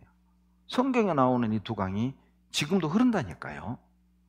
그래서 에덴 동산 위치를 알 수 있었던 거예요. 강 4개가 기록되어 있지만 2개는 사라졌어요. 2개는 지금도 흘러요. 티그리스 유프라테스가. 바로 비손과 기온을 땅속에 있는 두 강을 찾아낸 겁니다. 에덴 동산 어디냐? 지중해 깊은 곳에 잠겼을까? 4개의 강 이름이 기록이 되어 있는데 2개는 오늘도 흐릅니다. 에스겔 31장 18절에 내가 에덴 나무와 함께 어디에? 지하에 내려갈 것이요. 네, 둘러 엎어버린 거거든요. 지하로 에덴 동산을 엎어버렸어요. 그때 두 강이 사라진 거거든요. 엑스레이 찍으면 어때요? 몸 안을 쏙쏙들이 사진 찍잖아요. 레이더로 땅속을 사진을 찍은 겁니다. 지하 5m에서 강이 발견된 거예요. 가봤습니다. 이 한강보다 더 커요, 폭이. 그래서 사막에 감춰진 고대의 강. 여기는 지금은 사막이지만 과거에는 식물이 무성했었다. 멀군고로 가봤더니 벽화가 있는데 배 타고 사냥하고 보세요. 이렇게 목축업을 하고. 과거에는 목초지였다는 것이죠. 다 같이 읽겠습니다. 에덴 동산의 강, 발견했습니다. 바로 티그리스 유프라테스 강, 비손강입니다. 이렇게 4강을 찾았어요. 이 자린 교수가요, 이걸 찾아낸 거거든요. 여기 보면 처음에는 이렇게 에덴 동산이 이렇게 높았을 거란 말이죠. 근데 둘러엎었다고 그랬죠? 푹 꺼지니까 어때요? 낮아지면서 이 강이, 이 바다가 쑥 물이 들어온 거예요. 그래서 오늘날 만이 된 겁니다. 그 유명한 페르시아만이죠. 바로 이 페르시아만에서 가장 많은 지하자원, 석유가 나오잖아요. 바로 여기입니다. 중동입니다. 성서 속 에덴 동산은 바로 이곳이다. 중동이죠. 계속 중동입니다. 바로 여기 중동이죠. 에덴 동산은 지금의 페르시아만이다. 잃어버린 강 비손 흔적 발견했다니까요. 경향신문이죠. 여러분, 이 중동에서 50%에 가까운 석유 매장량이 여기 있어요. 뭐가 석유가 되느냐? 유기물이요 갑자기 묻혀요. 그리고 지압과 지열을 받아서 석유가 되는 거예요. 마치 참깨를 어때요? 볶아서 압력을 가하면 참기름이 나오는 원리인 거예요.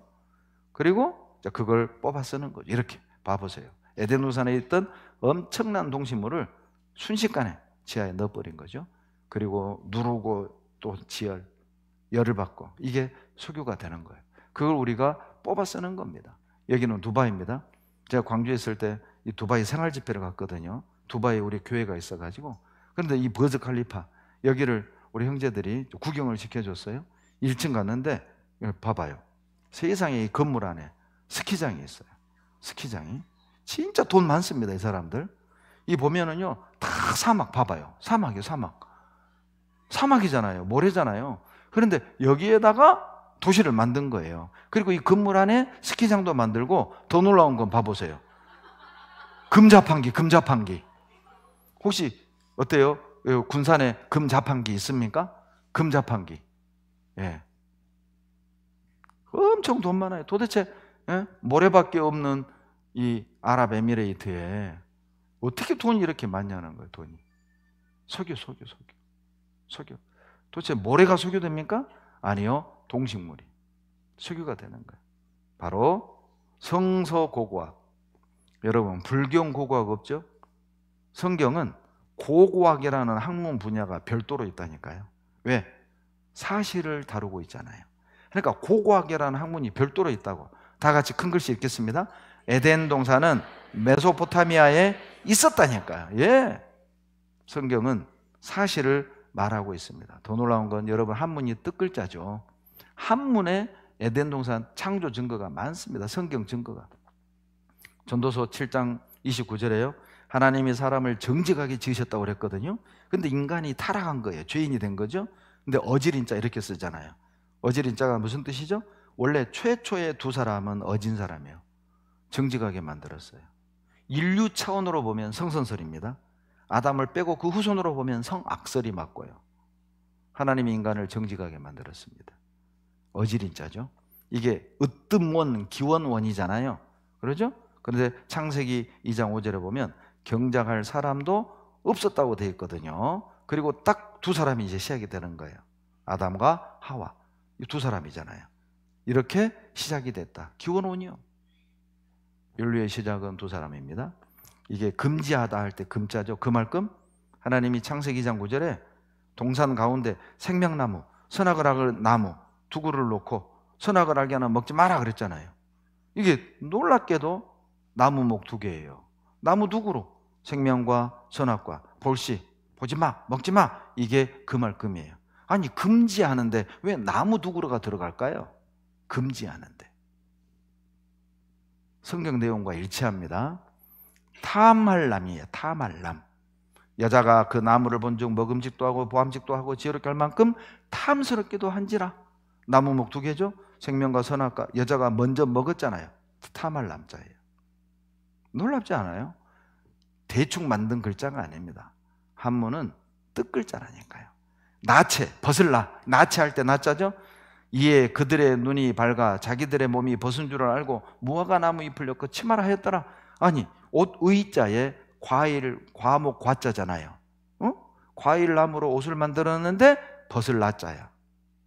예, 벗은 것이 드러나서 무화과 나무 잎으로 치마 입었잖아요. 그래서 나뭇잎으로 옷을 만든 것이 나체라니까요. 성경 내용과 일치하잖아요. 이걸 연구한 학자들이 따로 있습니다. 우연이 아니에요. 성경은 사실입니다. 운동하면서 생각 좀 해봐요. 자, 박수 따라서 하십시오.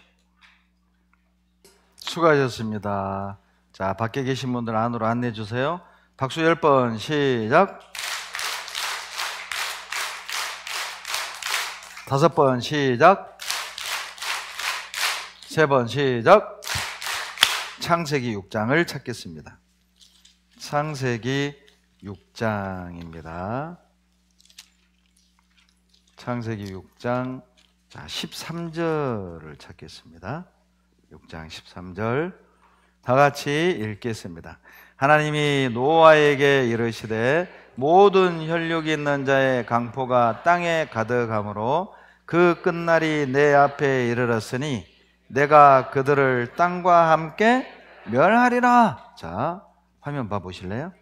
여러분, 이 노아는요 아담의 10대 후손입니다. 노아라는 사람이 살았을 때 땅에 강포가 가득 찼대요. 이 강포가 영어 번역의 바이올런스거든요. 강도, 강간 그런 뜻이에요. 그러니까 성적으로 문란하고 인륜과 천륜이 무너진 때 그 말입니다. 마치 여러분 우리 국민학교 다닐 때 운동장 한켠에 쓰레기통에 쓰레기가 가득 차면 소사 아저씨가 어떻게 했어요? 불질러 버렸잖아요. 그렇죠? 이 세상의 화면 봐봐요. 죄가 가득 차니까요 이제 하나님이 땅과 함께 이거 심판해야겠다, 없애버려야겠다 작정을 하신 거예요. 그리고 노아에게 알려줍니다. 내가 홍수를 땅에 일으켜 무릇 생명의 기식 있는 육체를 천하에서 멸절하리니 땅에 있는 자가 다 죽으리라. 미리 알려준다니까요. 여러분, 이 말씀을 이제 통해서 우리가 알 수 있는 게 뭐냐면 하나님은 심판하는 게 목적이 아니에요. 만약에요 심판하는 게 목적이라면 뭘 알려줍니까? 그냥 확 쏟아서 다 죽이면 되잖아요. 그런데 미리 알려주시고 대략 100여 년 가까이 기다려주신다니까요. 그러니까 홍수를 피할 수 있는 기회를 주신 거예요. 그리고 피할 방법도 주신다니까요. 결론은요, 홍수 때 죽은 이유가 뭐냐면 죄가 많아 죽은 게 아니에요. 안 믿어서 죽은 거라니까요. 만약에 믿었다면 준비했을 거 아니에요. 준비했으면 살아났을 텐데 끝까지 고집 피운 거예요. 아이고 이렇게 살기 좋은데 무슨 홍수로 망해. 사람들은요 자기 기준에서 이해 안 되고 자기 경험상 이해 안 되면 안 받아들여요. 인간이 그렇게 어리석습니다. 그리고 이제 피할 방법을 알려줘요. 창세기 6장 14절로 15절을 같이 읽겠습니다. 너는 잣나무로 너를 위하여 방주를 짓되 그 안에 간들을 막고 역청으로 그 안팎에 칠하라. 그 방주의 제도는 이러하니 장이 300규빗, 광이 50규빗, 고가 30규빗이며. 자, 보세요. 하나님이 홍수를 피할 방법을 알려주는데 방주 만들래요. 방주. 배가 아니라 방주라고 그랬죠? 여러분, 자, 방주는 뭐냐면 이렇게 뚜껑 덮인 배를 방주라고 그래요. 모방자를 써가지고. 속력을 내는 노도 없고 방향을 정하는 키도 없어요.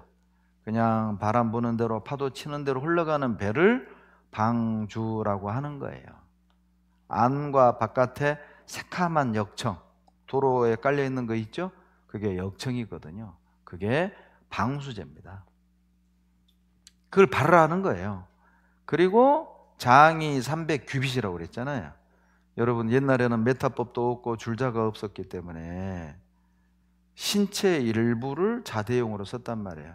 그래서 팔꿈치부터 손끝까지를 1규빗이라고 해요. 이걸 메타법으로 환산해 보면 대략 46.5cm니까 300규빗은 반올림 해가지고 계산하기 좋게 길이가 대략 140m, 폭은 23m, 높이는 14m나 되는 어마어마한 배를 만들려고 한 거예요. 여러분, 이 배 만드는 게 상당히 어려운 기술입니다. 왜냐하면요, 인류 역사 속에서 98m짜리 배를 최초로 만든 때가 여러분 200년도 안 됩니다. 이거 보면요, 1843년에 98m짜리 배를 영국에서 최초로 만든 거예요. 그러니까 뭐 배를 뚝딱 한다고 뜨는 게 아니에요. 상당히 어려운 기술이에요. 그러니까 4,500여 년 전에 140m짜리 배를 만들었다? 선박학자들은 이거 불가능하다고 말합니다. 이 기술적으로 불가능하다는 거죠. 그런데 여하튼 성경에서는 140m짜리 배를 만들려고 하셨거든요. 이게 3층으로 이렇게 돼 있어요. 이렇게 큽니다. 그러니까 계산해 보면 축구장보다도 이렇게 더 길어요. 이 방주가 이렇게 3층이라고요. 보면요, 93년 한국일보죠. 대전에 있는 해사기술연구소에서요, 여기 보면 13척의 배, 노아의 방주를 포함해 가지고 현대과학으로 만든 배 13척의 배를 50분의 1로 축소를 했습니다. 모형을 만들어 가지고 안전도 테스트를 했어요. 어떤 배가 가장 안전한 배냐 테스트를 했는데, 보세요, 놀랍게도 노아의 방주가 가장 안전한 배다. 현대과학으로 만든 배가 아닙니다. 노아의 방주가 가장 안전한 배였다니까요. 방주의 안정성, 조선 전문가들도 인정했습니다. 바로 92년에 그 안전도 테스트를 했던 그 과학자 중에 한 명이 예수를 믿는 사람이에요. 자, 그분 얘기를 직접 들어보세요. 오늘 주제가 선박공학자의 방주 속 과학 이야기입니다. 그때 하나님의 지혜와 설계로 만들어진 노아의 방주가 정말 과학적으로 안전했냐? 대덕 선박연구소에서, 대덕에 있는 선박연구소에서 연구원으로 오랫동안 근무를 했었습니다.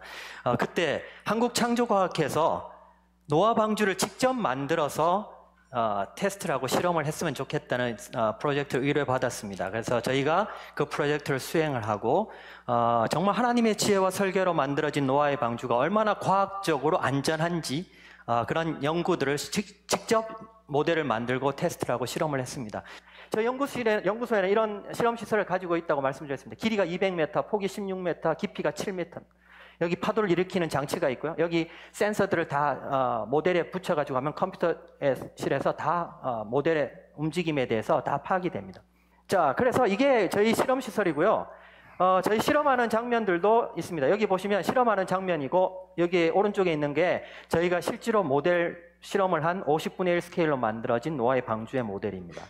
자, 그래서 실제로 기상 관측사상 가장 높은 파도가 32m라고 그럽니다. 그런데 저희가 실험을 해보니까 43m까지도 방주가 안전합니다. 한 가지만 더 말씀드릴까요? 자, 배가 파도가 치지 않습니까? 그러면 전복될 가능성이 가장 많은 것은 파도가 옆에서 맞을 때일까요? 정면에서 맞을 때일까요? 예, 측면에서 올 때가 가장 위험합니다. 자, 그런데 방주는 파도가 치지 않습니까? 그러면 방향을 파도가 오는 방향으로 틀려는 성향을 가지고 있습니다. 하나님의 지혜와 설계로 만들어진 노아의 방주가 정말 스스로 안전해지려고 하는 능력들을 가지고 있다는 겁니다. 참 놀랍죠? 노아의 방주는 공학적으로 볼 때도 뛰어나다는 겁니다. 놀랍다는 거죠. 그러니까 조선 공학자가 인정할 지경이에요. 당연하죠. 하나님이 주신 설계도면이잖아요. 이거 보시면요.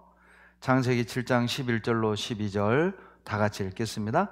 노아 600세 되던 해 2월 곧 그달 17일이라 그날에 큰 기품의 샘들이 터지며 하늘의 창들이 열려 40주야를 비가 땅에 쏟아졌더라. 여러분, 원래 전설이나 이야기는 날짜가 없습니다.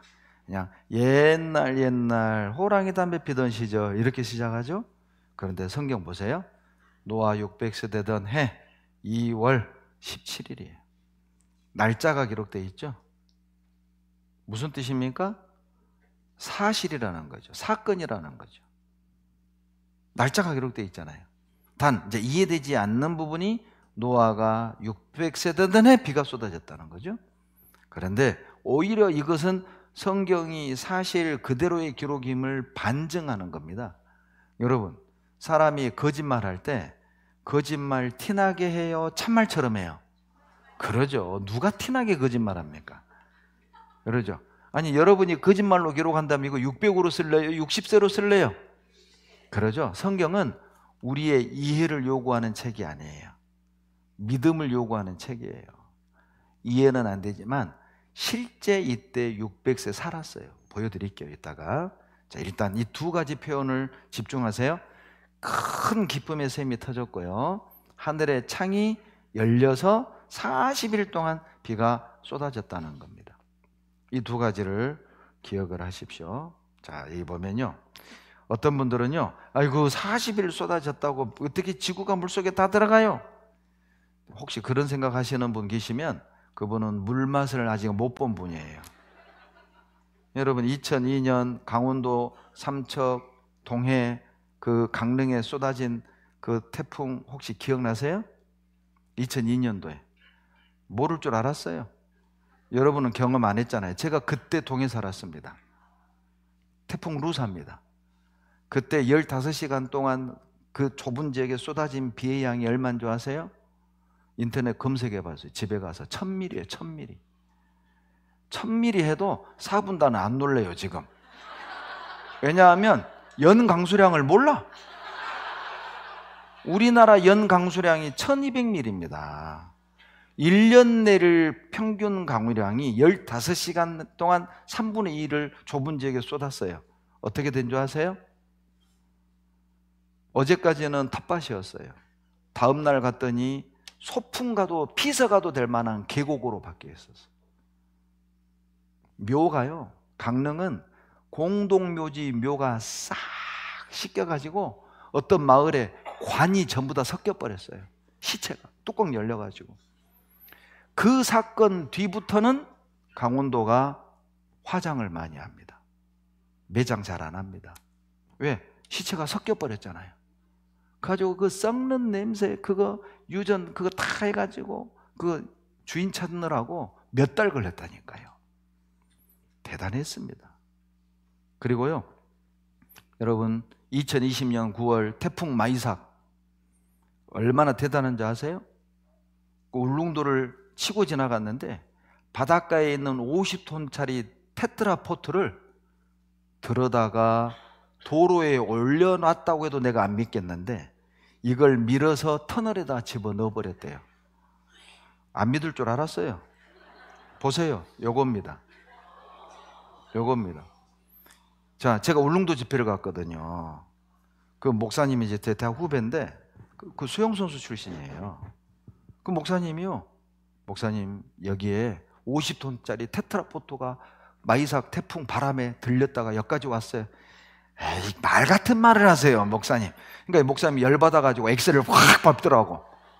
식당 빨리 가서 이거 보여주려고. 그래가지고 저에게 딱 보여준 거예요.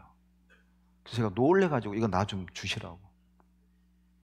사람들이요, 자기가 경험 안 하면 안 믿는다니까요. 제가 어떤 집회 가서 이걸 보여줬더니 제 제자 하나가 독도 경비대로 근무했습니다. 경찰로. 목사님, 이거는요, 세 발의 피해요. 더 큰 놈도 들어서 옮겨놨어요. 그 사진도 보내줬어요. 더 큰 놈이 이놈이야. 제 제자가 보내준 거예요. 사람을 안 보면 안 믿습니다. 자연의 힘이요, 대단합니다. 파도가 탁 치잖아요. 이거 그냥 스펀지처럼 들었다가 갔다 나. 40일 쏟아졌다고 해봐요. 다 들어가는 거예요. 다 들어가요. 이 배 뒤집힌 거 봐요. 큰 기쁨의 셈이 뭐냐? 지하수 터진 거예요. 여러분, 땅속에 바다 있는 거 아세요? 땅속에 바다가 있어요. 미국 과학자들이 찾아낸 겁니다. 땅속에 바다가 물이 얼마나 많냐? 지표면의 바다, 강, 하천 다 더한 것보다 3배가 더 많아요. 바닷속에, 땅속의 바다가. 이게 터져나왔다. 예, 잠기는 겁니다. 하늘의 창은 뭐냐? 창세기 1장 7절. 하나님이 궁창을 만드사 궁창 아래의 물과 궁창 위로 나누게 하심에 그대로 되니라. 여러분, 이게 궁창이거든요. 궁창 위의 물, 궁창 아래의 물은 바다예요. 그러면 궁창 위의 물은 뭐냐? 이 물층이 존재했던 겁니다. 이 물층이 존재하니까 태양에서 오는 해로운 광선을 다 막는 거예요. 그래서 오래 산 거예요. 이게 비닐하우스 역할을 한 거라니까요. 여러분, 비닐하우스는 어디든 다 따뜻하죠? 북극, 남극, 적도가 다 따뜻했어요. 사람 살기 가장 좋은 온화한 기후였어요. 그런데 홍수 때 이게 쏟아진 겁니다. 그리고 오늘날 지구가 된 거죠. 그래서 수명이 확 줄어든 거라니까요. 이거 봐요. 이렇게 물층이 있어서 해로운 광선을 다 막았죠. 그러니까 과거의 동식물은 자이언트, 거인이었어요. 사람도 컸고. 그런데 홍수 때 물층이 쏟아진 거죠. 수명이 확 줄어든 거예요. 자, 여기 보면 대기권이 투명 수막으로 지구 보호했다. 적도, 극지방 모두 온화한 기후, 습도 유지, 해로운 방사선 차단, 노아의 홍수 때 파괴. 목사가 한 말이 아닙니다. 명지대 이용상 박사입니다. 생태학 교수죠. 이거는요, 이분은 66세입니다. 27년 동안 트럭 운전사. 그런데 왼쪽 얼굴은 80대, 오른쪽 얼굴은 60대. 왜요? 햇빛을 계속 받으니까. 이게 사실일까? 우리나라 고대 병원에서 이 실험을 했습니다. 직접 들어보세요. 아침 저녁으로 직접 운전해서 출퇴근하시는 분들, 피부 생각하면 이때도 방심하면 안 되겠습니다. 볕이 강한 시간대도 아니고 운전 시간이 길지 않아도 햇빛에 노출된 얼굴 반쪽이 더 빨리 손상된다고 합니다. 박학식 의학 전문 기자입니다. 28년간 화물차 운전을 한 69살 남성의 얼굴입니다. 매일 햇빛에 드러난 얼굴 왼쪽이 훨씬 더 늙어 보입니다. 출퇴근 시간에만 잠시 운전하는 경우엔 어떨까? 고대 안암병원이 직업 운전자가 아닌 5, 60대 출퇴근 운전자 15명을 조사했더니 얼굴 좌우의 피부 손상 정도가 확연히 달랐습니다. 오른쪽보다 왼쪽, 특히 눈 아래와 관자놀이 부위에 색소 침착과 주름이 훨씬 많이 생겼습니다. 놀랍죠? 15분, 20분 출퇴근할 때 햇빛 받아도 노화 현상이 빨리 온다는 거예요. 제가 이 뉴스 본 뒤부터는요, 나도 모르게 운전을 이렇게 하게 되더라니까. 여러분, 햇빛 조심하셔야 됩니다. 정말 빨리 늙어요. 이거 봐봐요. 여기 보면 인간 수명 900살 가능했다. 노아 홍수 전 하늘에 물층이 존재했기 때문에 가능했다는 거예요. 이게 과학기술은 노이천 박사가 한 말입니다. 뭘 근거로 이렇게 물층이 있다고 존재하느냐? 화석으로 증거하는 거예요. 바퀴벌레 화석이 발견되는데 30cm, 잠자리가 1m, 새우가 2m. 새우가 저보다 더 커요. 이거 어떻게 해 먹어 이거? 그러죠? 소가 9m. 3층짜리 집 정도. 소가. 이거 봐봐요. 세상에 벼룩 2cm. 이거 이딴만한 벼룩에 물리면 가는 거예요. 그러잖아요. 예? 그리고요, 거미가 46cm. 이딴만한 거미 봤어요? 더 놀라운 건 잠자리가 1.2m고요. 지네가 2.6m 지네. 세상에 저보다 더 큰 지네가 막 여기 기어다녀 봐요. 볼만하겠죠? 그러죠? 오늘날 환경에서는 존재하지 않아요. 랍스터, 바닷가재가 2.5m. 저보다 더 큰 바닷가재. 이게 뭘 증거합니까? 쥐가요, 발견됐는데, 화석이 발견되는데 700kg. 이 쥐가 700kg이면요, 사이즈가 티코만한 거예요. 티코만해. 여러분, 쥐가 티코만하면 고양이는요? 고양이가 쥐에 터졌을까요? 보세요. 창세기 8장 1절 직접 찾아봅시다. 창세기 8장 1절에 8장 1절 보면 다 같이 읽겠습니다. 하나님이 노아와 그와 함께 방주에 있는 모든 들짐승과 육축을 권념하사 바람으로 땅 위에 불게 하심에 물이 감하였고, 여러분, 물이 줄어드는 방법이 창세기 8장 1절에 나오죠? 바람입니다. 바람. 정말 성경을 읽으면 읽을수록 야, 정말 하나님답다. 자, 여러분 같으면 전 지구를 덮고 있는 이 물을 어떻게 줄어들게 할래요? 여러분은 다 퍼마셔? 불가능하죠? 봐봐요. 세상에. 자, 지구가 이렇게 있잖아요. 그런데 물이 이렇게 덮고 있었잖아요. 그런데 자, 이 물을 어떻게 줄어들게 했느냐? 바람이라고 말하거든요. 강풍을 불어서 물이 줄어들게 했다. 욥기와 시편에 보면 북쪽과 남방으로 불게 했단 말이에요. 여러분, 놀랍게도 태풍은 적도에서 만들어집니다. 적도에서 만들어져서 북반부 남쪽으로 몰아간다니까요. 그러니까 물들이 어때요? 북쪽으로 실려갔겠죠? 자, 얼음이 온 겁니다. 얼고 남극에 얼고 그리고 물이 줄어들 거 아니에요. 줄어드니까 어때요? 어떤 산이 물 밖으로 나왔겠죠. 물 밖으로, 그렇죠? 물 밖으로 나왔을 거란 말이에요. 응? 그리고 둥둥 떠다니던 방주가 어떤 산에 탁 걸린 뒤에 그리고 물이 쫙 빠졌어요. 그리고 오늘날 바다가 된 겁니다. 놀랍지 않아요? 이 많은 물을 어떻게 줄어들게 할 거냐? 그냥 홍수에서 딱 끝, 이게 아니에요. 물은 어떻게 줄어들게 했고, 그리고 방주는 어디에다가 보관해 놨고, 이걸 다 기록해 놨다니까요. 근데 너무 과학적이지 않아요? 보세요. 바람으로 물이 감했다고 돼 있잖아요. 물이 줄어드는 방법은 바람이었단 말이에요. 욥기 37장 9절로 10절에 보면 남방밀실에서 광풍이 이르고 북방에서는 찬 기운이 이르며, 다 같이 읽죠. 하나님의 부시는 기운에 얼음이 얼고 물의 넓이가, 놀랍죠? 얼음 얼어서 물이 줄어들었다. 물의 넓이가 줄어들었다. 이렇게 말해요. 자, 방주가 둥둥 떠다니다가 물이 줄어드니까 산이 나오고 어떤 산에 방주가 탁 걸렸어요. 그 산 이름이 8장 4절에 나옵니다. 보시죠. 창세기 8장 4절입니다. 다 같이 읽겠습니다. 7월 곧 그달 17일에 방주가,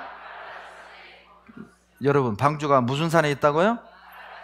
만약에 방주가 아라랏산에 지금도 존재한다면, 자, 성경 사실 맞아요? 예, 맞습니다. 제가 한 15년 전에 평택에 은장의 집회를 했습니다. 제가 1시간 동안 방주가 아라랏산에 걸렸다고 어른들에게 알려드리고 끝날 쯤에 물었어요. 어르신들, 방주가 어디에 걸렸다고요? 79세 할머니가 손을 번쩍 들더라고. 저는 아는 줄 알았어요. 할머니 어디예요? 용각산. 내가 그날 몸살 난 거 아니에요? 그러니까 제가 이 어른들 집회할 때마다 느끼는 게 뭐냐면 젊을 때 구원받아야 돼요. 이 나이 드시면요, 좀 이해력이 이게 아는데 헛것이 나와. 당신이 먹고 있는 약이 나온 거예요. 용각사. 내가 그 잊을 수가 없어요. 그 잊을 수가. 그 할머니를. 그러니까 평택 와서 찾았더니 돌아가셨더라고. 이거 봐봐요. 아라랏산이 지금도 있습니다. 터키에 있어요. 터키 아라랏산. 봐봐요. 터키와 아르메니아 경계 가까이 있죠. 원래 이 아라랏산이 아르메니아 거였어요. 터키가 뺏어버린 거예요. 전쟁으로. 그래서 지금도요. 여기 이 국경 여기 옆에 아르메니아가 기독교 국가거든요. 교회당을 세워놓고 아라랏산을 보면서 기도합니다. 하나님, 저 성스러운 산을 우리에게 다시 돌려주세요. KBS 방송국에서 봤다니까요, 제가. 여기 보면요, 아라랏산이에요. 해발 5,165m입니다. 이렇게 높아요, 이렇게. 이 아라랏산입니다. 이렇게요. 그래서 원어에 보면 아라랏산들이에요. 봉우리가 2개거든요. 북쪽 아우라역국에서 발견이 됐습니다. 찾아봅시다. 실제 여기 보시면 70년 조선일보죠. 노아의 방주 뭐라고요? 발견했다니까요. 74년 스포츠 신문이죠. 노아의 방주 아라랏 산정 얼음 속에 뭐라고요? 있다니까요. 바로 여기가 아라랏산입니다. 여기 아라랏산 있잖아요. 이 부분에 여기 터키와 아르메니아 국경 가까이에 있죠. 여기 보면 터키 아라랏산 노아의 방주 묻힌 곳 해발 5,165m 관광객 붐빈다. 놀랍게도 1년 내내 얼려있는 냉동실이에요. 냉동실. 잣나무로 된 방주를 썩지 않도록 냉동고에 넣어놓은 거예요. 그러니까 4,000년 지나도록 보존 가능했다니까요. 여러분, 내장산 높이가 763m입니다. 내장산이 763m밖에 안 돼요. 그렇게 난 높은 산인 줄 알았는데 763m밖에 안 돼요. 이 내장산 꼭대기에 여러분 만약에 15,000톤짜리 배가 올라와 있다. 이거 놀라운 사건이에요? 그저 그런 사건이에요? 놀라운 사건이잖아요. 그런데요, 대략 800m 정도 되는 내장산보다 여러분 5배나 높은 곳에서 방주가 발견됐다니까요. 그러면 대답해봐요. 여러분, 자, 해발 4,000m 높은 산 꼭대기에다가 15,000톤짜리 정도 되는 배를 올려놓는 방법 말해봐요. 1번 지게로 짊어진다. 2번 경운기로 끈다. 3번 소로 끈다. 4번 둥둥 떠다니다가 탁 걸리고 물 빠진다. 몇 번? 교회 안 다니는 분도 생각해봐도 4번밖에 없죠. 방주, 홍수 말고는 설명이 안 되는 거예요. 보세요. 러시아 공군 조종사가요, 시험 비행하다가 아라랏산 근처에서 배를 발견했습니다. 황제에게 보고했고 황제가 군대를 보내요. 1916년에 아라랏산 부근을 비행하다가 발견한 거예요. 로스코비스키 중위가. 그리고 대략 한 100명 정도 되는 러시아 군인들을 보냈던 겁니다. 그리고 실제 찍은 사진이에요. 여러분, 이것은요 아르메니아 나라의 국가 휘장에 새겨져 있는 문장입니다. 국장이라고 하죠. 자, 제가 왜 이걸 가져왔냐면 가운데를 봐봐요. 뭐예요? 아라랏산 위에 노아의 방주입니다. 아르메니아는 기독교 국가입니다. 그리고 아라랏산에 방주가 있는 걸 믿어요. 창세기 7장 19절 다 같이 읽습니다. 물이 땅에 더욱 창이라매 천하의 높은 산이 다 덮였더니, 전 지구를 다 덮였다고 했잖아요. 여러분, 전 세계의 지각층 75%가 퇴적암입니다.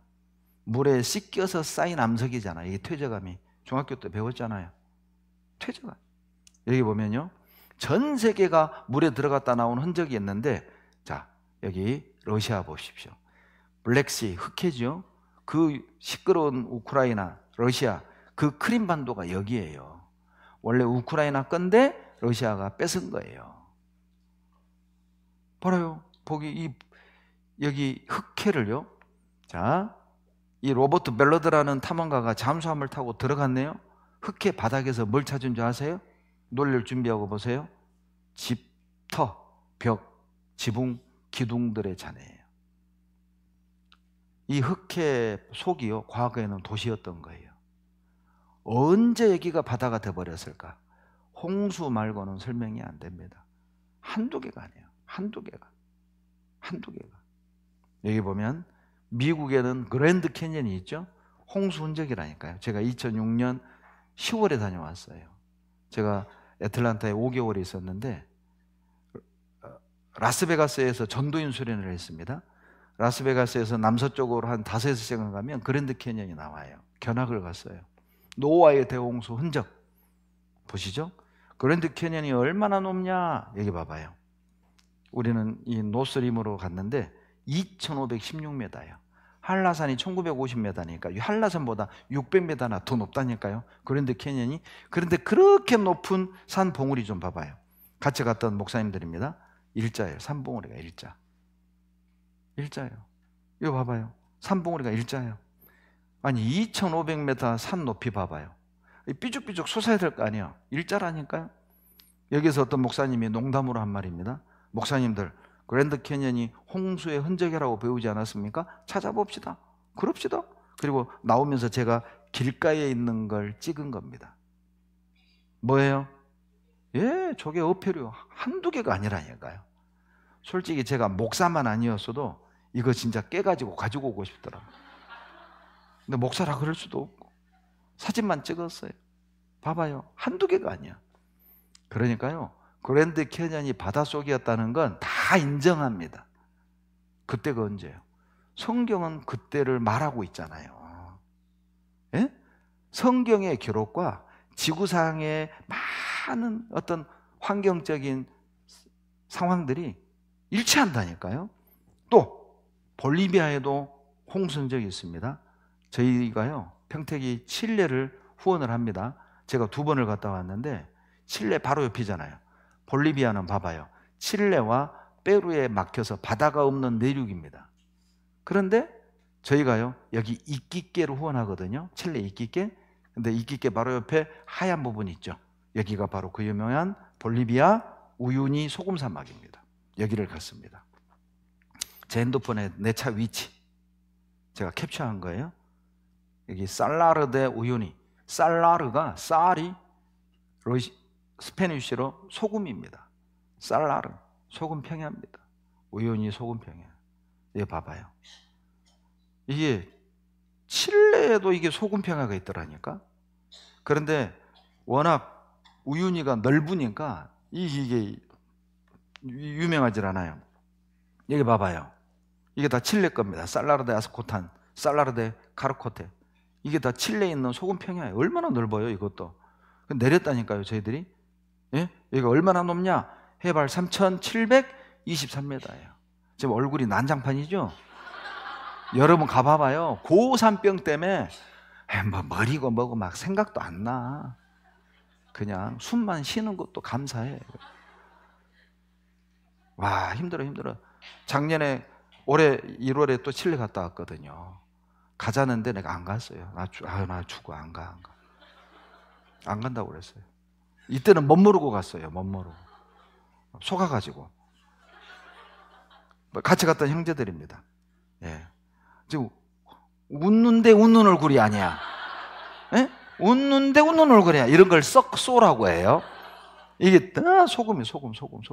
그리고 드디어 살라르 데 우유니, 그 유명한 우유니 소금 사막에 왔어요. 3670m입니다. 얼마나 높은지요? 여기요. 기압이 낮으니까 이렇게 막 빵빵해요. 예. 봐봐요. 이게 다 소금이요. 남쪽에서 북쪽으로 5시간, 자동차로 5시간, 동서로 2시간. 이거 다 소금입니다. 여러분, 군산에서 남쪽으로 5시간 가면 뭐 나와요? 바다에 빠져. 그런데 이거 다 소금이라니까요. 예? 이게요, 가이드가 저에게 해준 얘기입니다. 이게 얼마냐? 가이드 말이 100억 톤이래, 이 소금이. 그리고 이거는 290년 동안 전 인류가 먹을 수 있는 양이래요. 신기한 게 뭔지 아세요?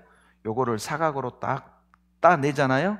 소금을 그러면요 밑에서 뽀글뽀글 소금물이 올라와요. 또 채워서 소금이 돼요. 신기해. 이 속에 소금물입니다. 깊이가 100m예요. 두께가. 소금 두께가. 누가 소금 파 갖다 놨을까요?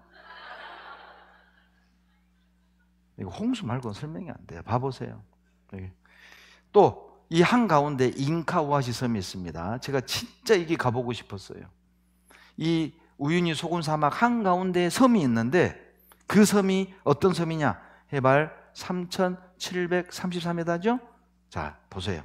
바로 산호초 화석으로 이루어진 섬입니다. 여러분 짱돌은 맨들맨들 하잖아요. 근데 이 돌 봐봐요. 이거 산호초입니다. 이거 다 산호초입니다. 일반 돌이 아닙니다. 화석이에요. 화석. 드론으로 찍은 거예요. 드론으로. 예, 이거 산호초 봐보세요. 해발 3,700m 산 속에 왜 산호초가 있어요? 바다였어요. 여기가.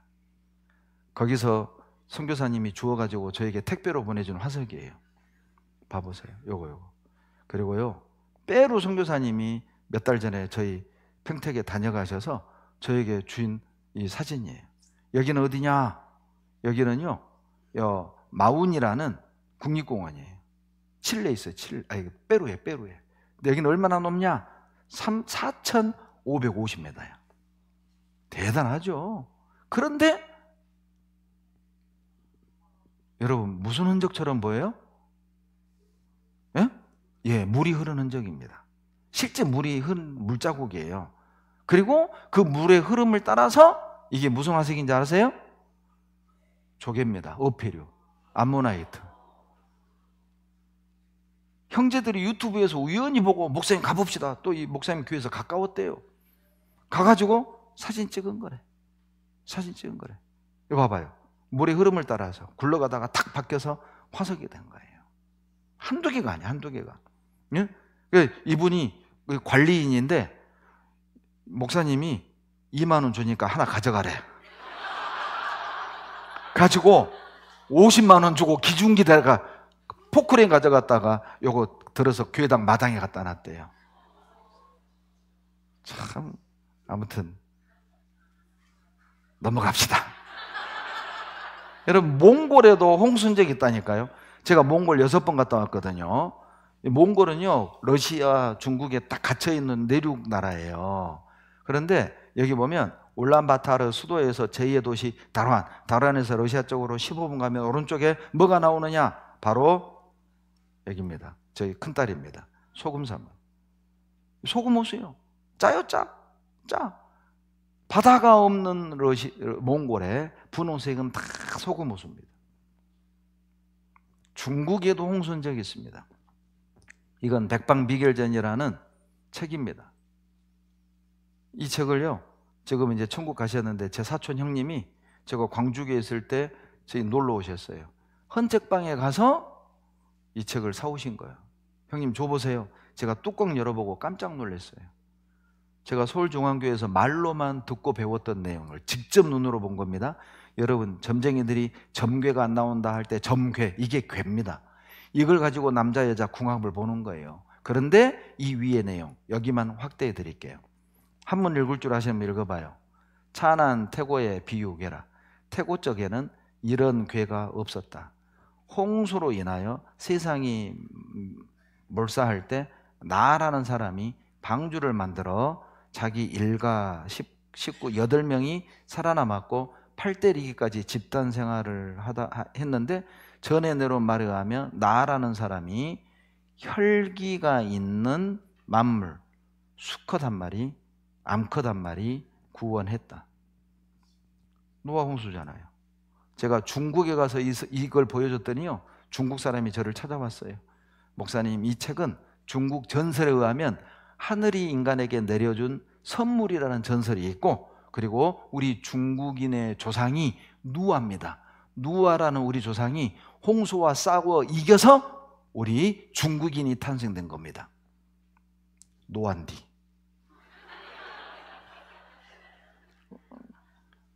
제가요, 이제 형님이 그 책을 가져가셔 버려가지고 이 책을요 그렇게 찾고 싶었어요.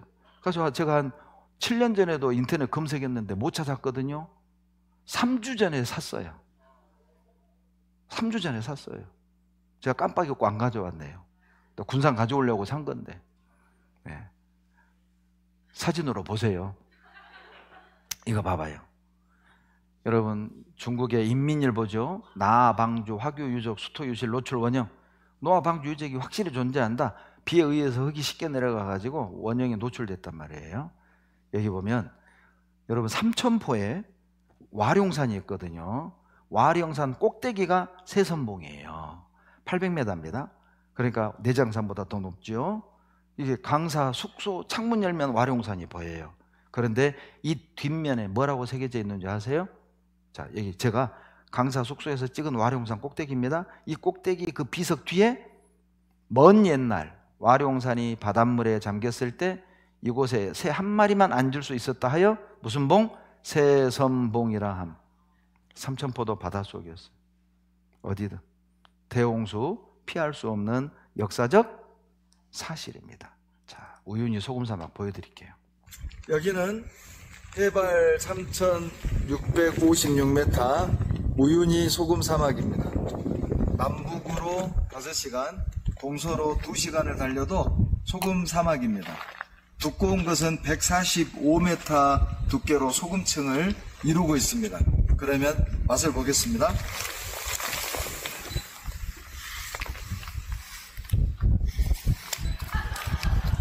짭니다. 안 믿을까봐 제가 직접 맛봐봤어요. 진짜 짜요, 진짜 짜. 예, 드론으로 이제 선교사님이 찍은 거예요. 같이 갔던 형제들. 엄청납니다. 봐보세요. 이게 다 소금, 다 소금. 다 소금, 다 소금. 예. 세상에. 이게 다 소금이라니까. 눈이 아니라니까요. 예? 이 페루 선교사님이요 주신 아까 그 동영상 한번 보여드릴게요. 그 화석 요겁니다. 한두 개가 아니에요. Cuando subamos ya. Yo ya metí mi piedra en la mochila. Cuando subamos yo lo voy a jalar. Mira, hasta este está bonito. Tiene la forma.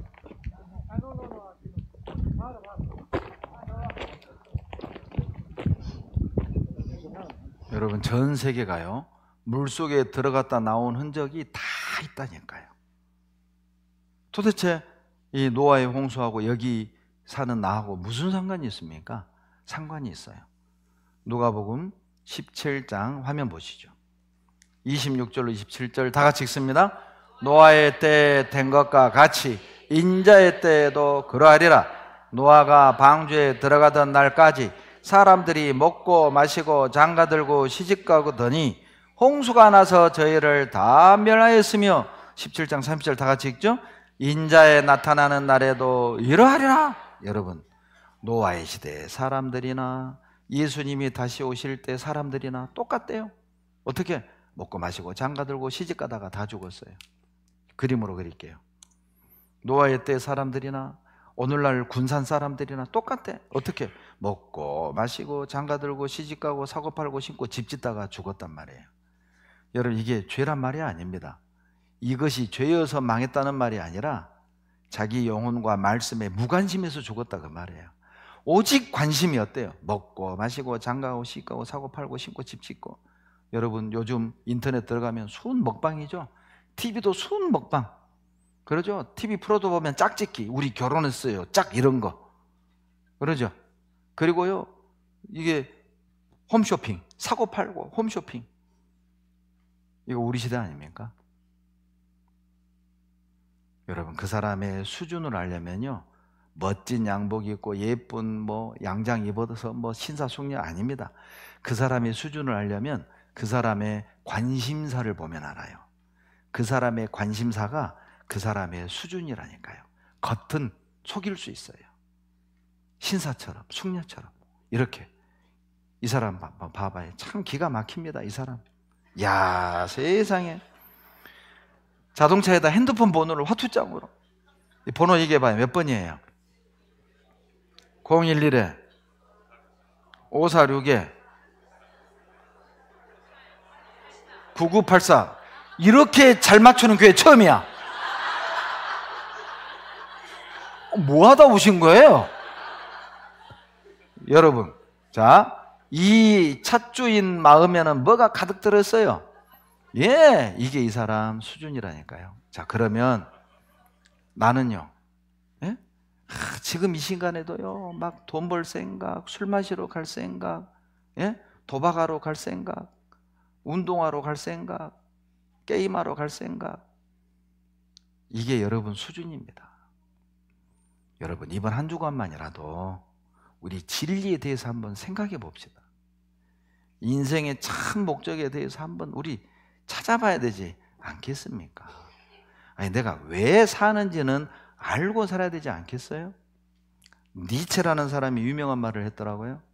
죽음의 수용소라는 빅터 프랭클이라는 유대인이 아우슈비츠 수용소에서 살아남은 자기 수기를 책으로 쓴 게 죽음의 수용소라는 책입니다.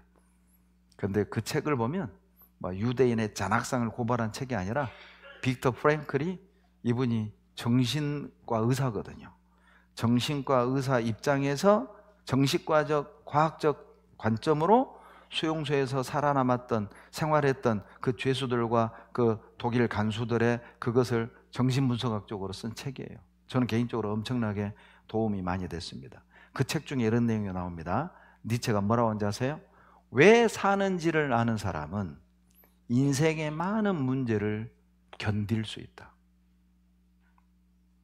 왜 사는지를 아는 사람은 가난에도 견딜 수 있습니다. 왜 사는지를 아는 사람은 사업 망해도 버틸 수 있습니다. 왜 사는지 아는 사람은 불의의 사고를 당해서 팔다리가 잘려나가도 버틸 수 있습니다. 왜 사는지를 아는 사람은 사랑하는 사람에게 버림받아도 버틸 수 있습니다. 왜 사는지를 아는 사람은 망해도 사기당해도 살아야 할 이유를 안다니까요. 그래서 성경을 배워야 해요. 관심사를 보면 그 사람 수준이라니까요. 마치 우리 인생이 이 쇳덩구리 같아. 여러분, 쇳덩구리는 평생 뭘 굴려요? 보실래요? 뭐 굴리나? 직접 보세요. 이게 우리의 우리. 잘 봐봐요. 땅속에서 나고 자라 처음 세상의 빛을 보게 된 쇳덩구리입니다. 그에게 허락된 외출 시간은 우기가 지속되는 석 달. 석 달 안에 목표를 달성하고 집으로 돌아가야 합니다.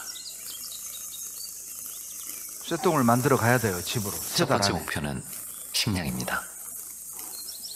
조식동물이 막 남기고 간 신선한 음식이죠. 신선한 음식입니다. 굳어지기 전에 빨리 점점 굳어갑니다. 완전히 말라버리기 전에 음식을 포장해 집으로 가져가야겠죠. 예. 이 똥구슬이 쇳덩구리의 두 번째 목표입니다. 이들에게 구슬은 단순한 식량이 아닙니다.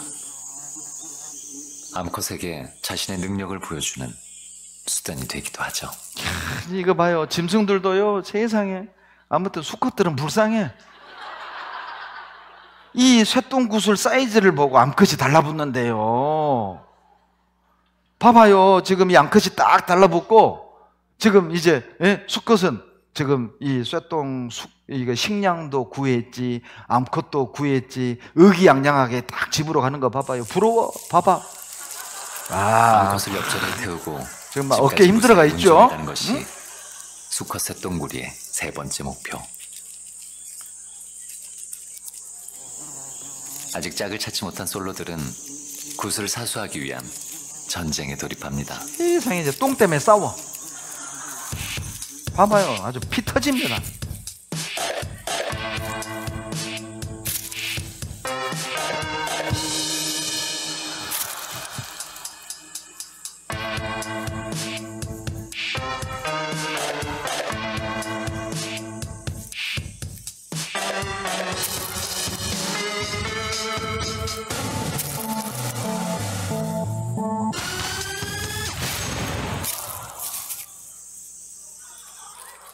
전투에서 승리하고 마침내 집으로 돌아가는 길.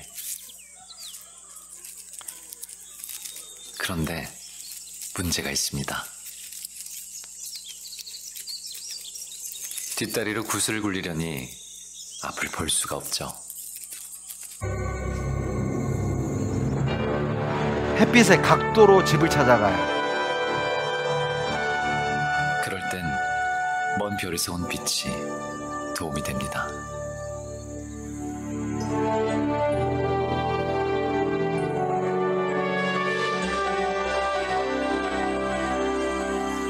쇳덩구리는 태양의 위치를 보고 자기가 어디쯤 왔는지 알아차리죠. 그렇게 무사히 그가 땅속으로 돌아갑니다. 쇳덩구리에게 구슬은 새끼를 낳아 키울 둥지이기도 합니다. 저 쇳덩구리는요, 저 쇳덩에다가 알을 낳고 그걸 음식으로 먹고 인큐베이터도 되고 식량도 되고 그리고 짝짓기 하는 재산이 되는 거예요. 자, 이 쇳덩구리는 평생 어디에 목숨 걸고 살아요? 똥에다가. 여러분은요? 이게 다 먹으면 똥 아니에요? 제가 이거 보면서요, 어쩜 우리 인간과 똑같냐. 영혼이 없다면 쇳덩구리하고 뭐가 달라요? 자, 마태복음 7장 13절로 14절 다 같이 읽습니다. 좁은 문으로 들어가라. 멸망으로 인도하는 문은 크고 그 길이 넓어 그리로 들어가는 자가 많고 생명으로 인도하는 문은 좁고 길이 협착하여 찾는 이가, 여기 두 개의 문이 나오죠. 좁은 문, 넓은 문 두 개가 나옵니다.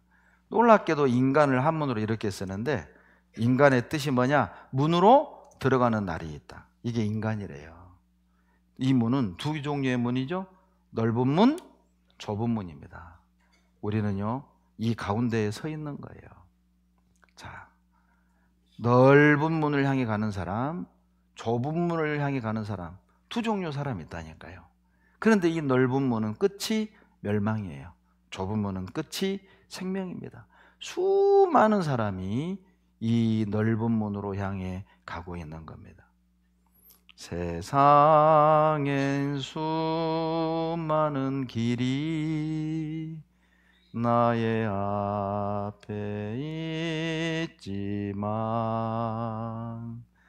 나는 예수를 따라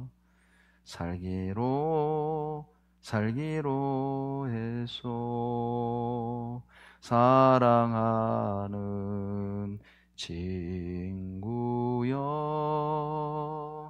헛된 길을 버리고 생명과 구원의 길로 돌아오게 어서. 여러분, 우리가 태어나서 오늘까지 어떤 분은 50년, 60년, 70년, 80년 살아봤잖아요. 자, 내가 하고 싶은 대로 내 마음대로 하고 살았잖아요. 자, 뭘 얻으셨어요? 이제 앞으로는 또 무엇을 위해 살 건데요? 50년 이상을 살아봤으면 이거 엄청 오래 산 겁니다. 반세기 산 거잖아요. 평생에 있어서 가장 똑똑하고 가장 예쁘고 가장 멋진 때는 50년 지나갔어요. 가장 왕성할 때 답을 얻지 못했다면, 가장 왕성할 때 길을 찾지 못했다면 지금 내가 가는 길에 뭔가 문제가 있는 거잖아요. 이제 돌아오세요. 예수님에게 돌아오세요. 진리로 돌아오세요. 영원한 것을 여러분 준비해야 합니다. 여기 보면요, 고린도후서 6장 2절에 가라사대 내가 은혜 베풀 때에 너를 돕고 구원의 날에 너를 도왔다 하셨으니 보라, 다 같이 읽죠. 지금은 은혜 받을 만한 때요. 보라, 지금은. 자, 언제가 구원의 날이라고요? 지금이라니까요. 지금. 여러분, 다음 달이 아니에요. 내년이 아니라고 미루지 마란 말입니다. 지금이 구원받을 만한 때다는 거죠. 미루지 마라. 핑계대고 일 핑계대고 집안 사정 핑계대고 회사 핑계대고 미루지 마라. 지금이 구원의 날이다. 여러분, 홍삼은 6년째 캐서 만드는 게 제일 좋대요. 6년째 캐야 제일 좋대요. 산삼은 언제 캐야 돼요? 보는 즉시 캐야 돼. 보는 즉시. 그거 놔두면 남의 것 때 남의 것. 그러니까 보는 즉시. 여러분, 구원은 언제 받아야 돼요? 지금이라니까요. 지금. 왜냐하면 다음이 없어요. 누가 나에게 다음을 보장합니까? 최근에요, 태안에서 펜션하신 분이 구원을 받았어요. 저희 평택에서. 어쩌다 구원받은지 아세요? 이분이요, 57세인데 서울에 그 자기 국민학교 동창회 회장이에요. 이분이. 가지고 이제 천안에까지 와가지고, 태안에서 천안까지 와서 천안에서 전철을 타고 이제 친구 모임 준비하려고 이렇게 전철 타고 가다가 평택 지제역에서 심장마비로 죽어버렸어요. 그리고 그 안에 있던 사람들이 심폐소생을 하고 그리고 119 해가지고 살아났어요. 그 죽었다 살아난 소식을 천안에 있는 초등학교 동창이 들은 거예요. 그 동창이 천안교회 자매님이었습니다. 너 구원받아야 돼. 그리고 전도 집회 와서 구원을 받은 거예요. 그리고 2달을 평택에서 신앙생활 하다가 이제 나 가도 되겠다고 태안으로 내려가셨어요. 지금 신앙생활하고 계셔요. 죄송한데요, 여러분, 오늘 저녁이 마지막이면 어떨래요? 이 가운데 어떤 분은요, 이번 주가 마지막인 분도 계신다니까요. 제가 괜한 얘기하는 게 아니라 제가 그런 경우를 봤다니까요. 자다가 안 일어나. 문 열어봤더니 아버지가 돌아가신 거예요. 자다가 주무신 거예요. 젊다고 여러분 죽는 건 순서가 없다니까요. 이거 보시죠. 이사야 55장 6절 다 같이 읽겠습니다. 너희는 여호와를 만날 만한 때에 찾으라. 가까이 계실 때에 부르라. 여러분, 지금이 만날 만한 때잖아요. 우리 이렇게 성경 배워본 적 없잖아요. 살면서 이렇게 하나님께 가까이 나와본 적 없잖아요. 오늘 정도, 이틀 정도만 들었어도 이거는 그냥 웃어넘길 일도 아니고 덮어버릴 문제도 아니고 미룰 일도 아니라니까요. 이 정도만 되더라도. 아모스 4장 12절 보시죠. 화면 보시고 다 같이 읽겠습니다. 그러므로 이스라엘아, 내가 이와 같이 내게 행하리라. 내가 이것을 내게 행하리니 이스라엘아, 내 하나님 만나기를, 여러분, 하나님 만나기를 준비하십시오. 겨울 오기 전에 월동 준비하잖아요. 결혼식 잡아놓고 준비하잖아요. 준비해야 됩니다. 아마 이 가운데는 암보험, 자동차 보험 드신 분들 계실걸요? 여러분, 교통사고로 죽을 확률은 35%랍니다. 암으로 죽을 확률은 36%예요. 그런데도 보험을 들어서 준비하잖아요. 그러나 죽음은요, 확률이 아니잖아요. 100% 사실이라고. 왜 100% 사실은 준비 안 합니까? 왜 일부러 잊으려 하는 겁니까? 왜 죽음을 준비하라고 하면 그렇게 싫어하시는 겁니까? 죽을 건데. 우리 다 죽을 건데. 이거 보시죠. 과거 선비들은요, 인생 5개 5가지 계획을 세웠대요. 생계 어떻게 살까? 신계 건강 어떻게 지킬까? 가계 가족 행복을 어떻게 지킬까? 노계 어떻게 늙을까? 마지막 계획은 사계 어떤 모습으로 죽을까? 이 4개의 일환으로 4개 5행 잘 죽으려면 5가지를 없애라. 멸체, 재물을 남기지 마라. 멸원, 원망을 남기지 마라. 멸체, 빚을 남기지 마라. 멸정, 미련을 남기지 마라. 멸망, 죽음에 대한 두려움을 버려라. 이것이 잘 죽는 과거 선비들의 준비였다면, 참 선비들은 멋집니다. 진짜 인생을 살 줄 아는 사람들이에요. 과거 선비들은 진리를 찾았잖아요. 그러나 우리는 생계를 위해 공부하죠. 진리에 관심 없습니다. 뭐가 행복인지, 어디서 왔는지, 왜 사는지, 어디로 가는지 관심 없잖아요. 그냥 돈, 출세, 성공, 술, 쾌락, 여자, 죄. 여러분 어떠세요? 진짜 인생의 참 목적과 진리에 대한 관심이 있으십니까? 행복하기 원한다면 웰빙보단 웰다잉을 준비해야 됩니다. 자, 보시죠. 그리고 여기 이 두 아가씨는요, 국립과학수사연구소에서 부검 전문가입니다. 시체를 부검하는 일을 해요. 이분들이요, 많은 시체를 부검하면서 느낀 걸 얘기하는 거예요. 젊은 아가씨인데 참 지혜를 얻었죠. 많은 시체를 부검하면서 삶을 깨달은 겁니다. 죽음이 가까이 있는 것을 우리가 늘 기억한다면 우리의 삶은 달라질 겁니다. 왜 죽을 준비를 해야 됩니까? 잘 죽을 준비가 돼 있는 사람은 삶이 달라진다니까요. 그리고 이 아가씨가 마지막에 뭐라고 그래요? 잘 살아야겠다. 잘 살아야겠다. 그럼 대답하세요. 여러분, 뭐가 잘 사는 겁니까? 명문대 나와야 잘 산 겁니까? 그러면 여기에 있는 대부분들은 다 실패한 거예요. 대학 어디 나왔어? 자, 돈이 많아야 잘 산 겁니까? 그러면 여기 대부분의 사람은 또 실패한 거라니까요. 돈 얼마나 있어? 이쁘고 잘생겨야 잘 산 겁니까? 외모는 말 안 하랍니다. 그게 잘 사는 게 아니라니까요. 자, 어떤 분이요, 아주 재밌게 이 설명을 하더라고. 봐요. 아무리 좋은 것을 내가 많이 가지고 있어도 God, 하나님을 만난 적이 없다? 굿에서 갓 지어봐요. 그러면 꽝이에요. 아무것도 가진 게 아니에요. 내가 아무리 좋은 걸 가지고 있어도 구세주 하나님을 만난 적 없으면 그거 다 헛것입니다. 헛것. 내가 배운 것도 없고 잘난 것도 없어도요, 나를 구원하신 하나님을 만났다면 이거 잘 산 겁니다. 이게 잘 산 거예요. 우리 어머니는 잘 살다 가셨어요. 글도 모르고 자식에게 남겨준 것 한 푼도 없었지만 우리 어머니는 잘 살다 가셨어요. 구원받으셨거든요. 교회 안에 계시다 천국 가셨거든요. 그게 잘 산 겁니다. 여러분, 참 잘 사십시오.